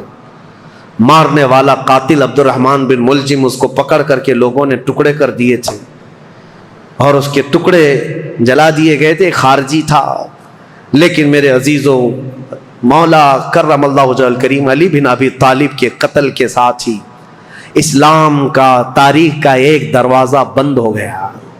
یہ ایک ایسا دور تھا جہاں پر خلافت راشدہ ختم ہو گئی. خلفائے راشدین جو 4 ہیں, اور بعض نے حضرت حسن بن ابی طالب کو بھی خلفائے راشدین میں شمار کیا. اب میں یہاں تاریخ کو روک دیتا ہوں اور عرض کرتا ہوں, میرے آقا نے فرمایا تھا کہ میرے بعد 30 سال خلافت ہوگی. الخلافت بعدی 30 ثم الملوک. 30 سال میرے بعد خلافت ہوگی اور اس کے بعد بادشاہت آ جائے گی. اب حساب کرو, سیدنا ابو بکر صدیق کا زمانہ 2.5 سال کا, 2 سال کچھ مہینے. حضرت عمر فاروق رضی اللہ تعالیٰ عنہ کا زمانہ 10 سال, کتنے ہوئے؟ 12.5 سال. حضرت عثمان بن عفان رضی اللہ تعالیٰ عنہ کا زمانہ 12 سال, کتنے ہوئے؟ 24 سال. حضرت علی بن ابی طالب رضی اللہ تعالیٰ عنہ کی خلافت کا کل زمانہ 5 سال کچھ مہینے تھا, کتنے ہوئے؟ 29 سال. 6 مہینے بچے تھے جس میں حضرت امام حسن خلیفہ ہوئے تھے. اسی لیے بہت سارے مفسرین محدثین یہ کہتے ہیں وہ بھی خلفائے راشدین میں شامل ہیں. 6 مہینے کے بعد انہوں نے خلافت امیر معاویہ کو دے دی تھی, لیکن خلافت کا دروازہ یہاں پر جو راشدہ ہے, خلافت راشدہ بند ہو گیا. خلفائے راشدین کا وہ سنہرا دور ختم ہو گیا. عزیزان گرامی, اسلام کی تاریخ کی وہ سچائیاں ہیں جو ہر جوان کو سننا چاہیے. 17 رمضان کو کوفہ والے کہتے ہیں بدلیاں ایسی چھا گئی تھیں, لگتا تھا کہ لوگ تو لوگ ہیں, آسمان بھی رو پڑا ہے علی بن ابی طالب کی شہادت میں. حضرت علی کرم اللہ وجہ الکریم کا جسد خاکی لایا گیا, امام حسن نے نماز جنازہ پڑھائی, امام حسین نے غسل دیا تھا, اور آپ کو کوفہ شہر کے اسی مسجد کے کنارے دفن کیا گیا تھا. بعض روایات میں ہے آپ کے جسد مبارکہ کو لوگوں سے چھپا کر کے رکھا گیا تھا, کیونکہ خارجی جو جماعت تھی وہ اتنے شدید قسم کی نفرت کر رہے تھے کہ کہیں قبر کو اندھیرے میں کھود کر توہین نہ کریں, بے حرمتی نہ کریں. مولا کائنات علی مرتضیٰ رضی اللہ تعالیٰ عنہ کی قبر مبارکہ کو چھپایا گیا تھا, لیکن بہت ساری روایتیں بتاتی ہیں مقام نجف اشرف جو کوفہ کا حصہ تھا جہاں مولا علی کو دفن کیا گیا, آج بھی امیر المومنین کا دروازہ بڑی شان کے ساتھ کھلا نظر آتا ہے. اور ان کی تربت انور پر جب جھنڈا لہراتا ہے تو میرے عزیزوں کئی مرتبہ نجف جانے کا موقع ملا, کئی مرتبہ عراق گیا. جب بھی اس لہراتے ہوئے جھنڈے کو دیکھتا ہوں تو خیبر یاد آ جاتا ہے. مولا کائنات کی وہ تلوار کی شکلیں لٹکائی گئی ہیں, اگرچہ شیعہ لوگوں کی وہاں پر حکومت ہے, لیکن حیدر کرار کے دربار میں جاتے ہیں تو دل ہچکولے لینے لگتا ہے اور بدن میں کپ کپی آتی ہے. اس دربار میں آئے ہیں جس نے خیبر کے پھاٹک کو ایک ہاتھ سے اکھاڑ کر پھینکا تھا, جس نے اسلام کی تاریخ میں ایک نیا دروازہ کھولا تھا, جس کو رسول اللہ نے اپنی وفات کے وقت تک پسند کیا تھا. آپ کو پتا ہے پیدا ہوئے علی, حضرت علی جس دن پیدا ہوئے رسول اللہ نے اپنا لعاب پاک ان کو چٹایا تھا. روایات یہ ہے حضرت علی نے آنکھیں کھولی نہیں تھی, سب سے پہلے آنکھیں کھولی تو دیکھا تو چہرے رسول کو دیکھا تھا. رسول کریم صلی اللہ تعالی علیہ وسلم کے گھر میں پرورش پائے, اپنے باپ کے گھر میں نہیں, رسول اللہ کے گھر میں. جب رسول اللہ نے اسلام کی دعوت دی, سب سے پہلے اسلام لانے والے علی بن ابی طالب تھے. جنگوں میں ہر جگہ شریک, بدر میں بڑھ کر مقابلہ کرنے والے. احد میں حضرت علی کے جسم پر 18 زخم ایسے تھے جن ہر زخم سے خون رستا تھا. صحابہ کہتے ہیں ہم کہتے تھے علی کو کہ زخموں کی پٹی کر لو, لیکن وہ دوڑے جاتے تھے کہ میں رسول اللہ کو دیکھ لوں. میدان جنگ میں اس طرح ثابت قدم رہنے والے. ایک مرتبہ لوگوں نے کہا حضرت علی ان کے پنڈلی میں ایک تیر ایسا چبھ گیا تھا کہ نکالتے تو گوشت نکل آ جاتا تھا, آپ نکالنے نہیں دے رہے تھے. لوگوں نے کہا علی بن ابی طالب کی اس پنڈلی سے تیر اس وقت نکالو جب یہ نماز پڑھنے کے لیے چلے جائیں, اس لیے کہ نماز میں ایسے مح ہو جاتے تھے دنیا و ما فیہا سے بے خبر, دنیا میں ہو کیا رہا ہے, کیونکہ وہ اپنے خالق کائنات کے رب کے حضور سجدہ کرتے.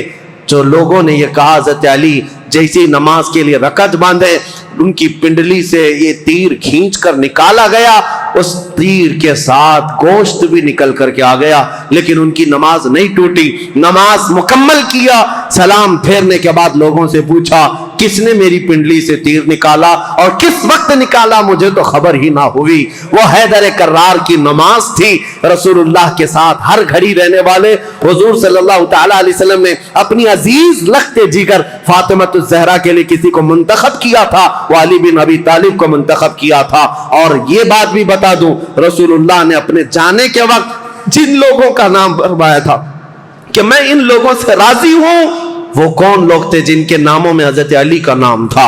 हुजूर ने फरमाया मैं इनसे राजी हूं। वफात के वक्त भी रसूलुल्लाह उनसे राजी थे।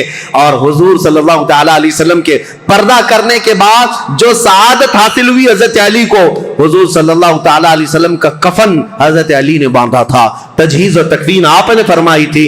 और रसूल करीम सल्लल्लाहु तआला अलैहि वसल्लम को आखिरी मर्तबा कब्र अनवर में जो उतारा गया है, उस कब्र में उतरने वाले भी अली बिन अबी तालिब थे।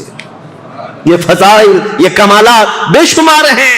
मौला अली करमल्लाहु वजहुल करीम इन सारे फजाइल व कमालात को लेकर 17 रमजानुल मुबारका को ये सूरज गुरूब हो गया और दुनिया में अंधेरा छा गया।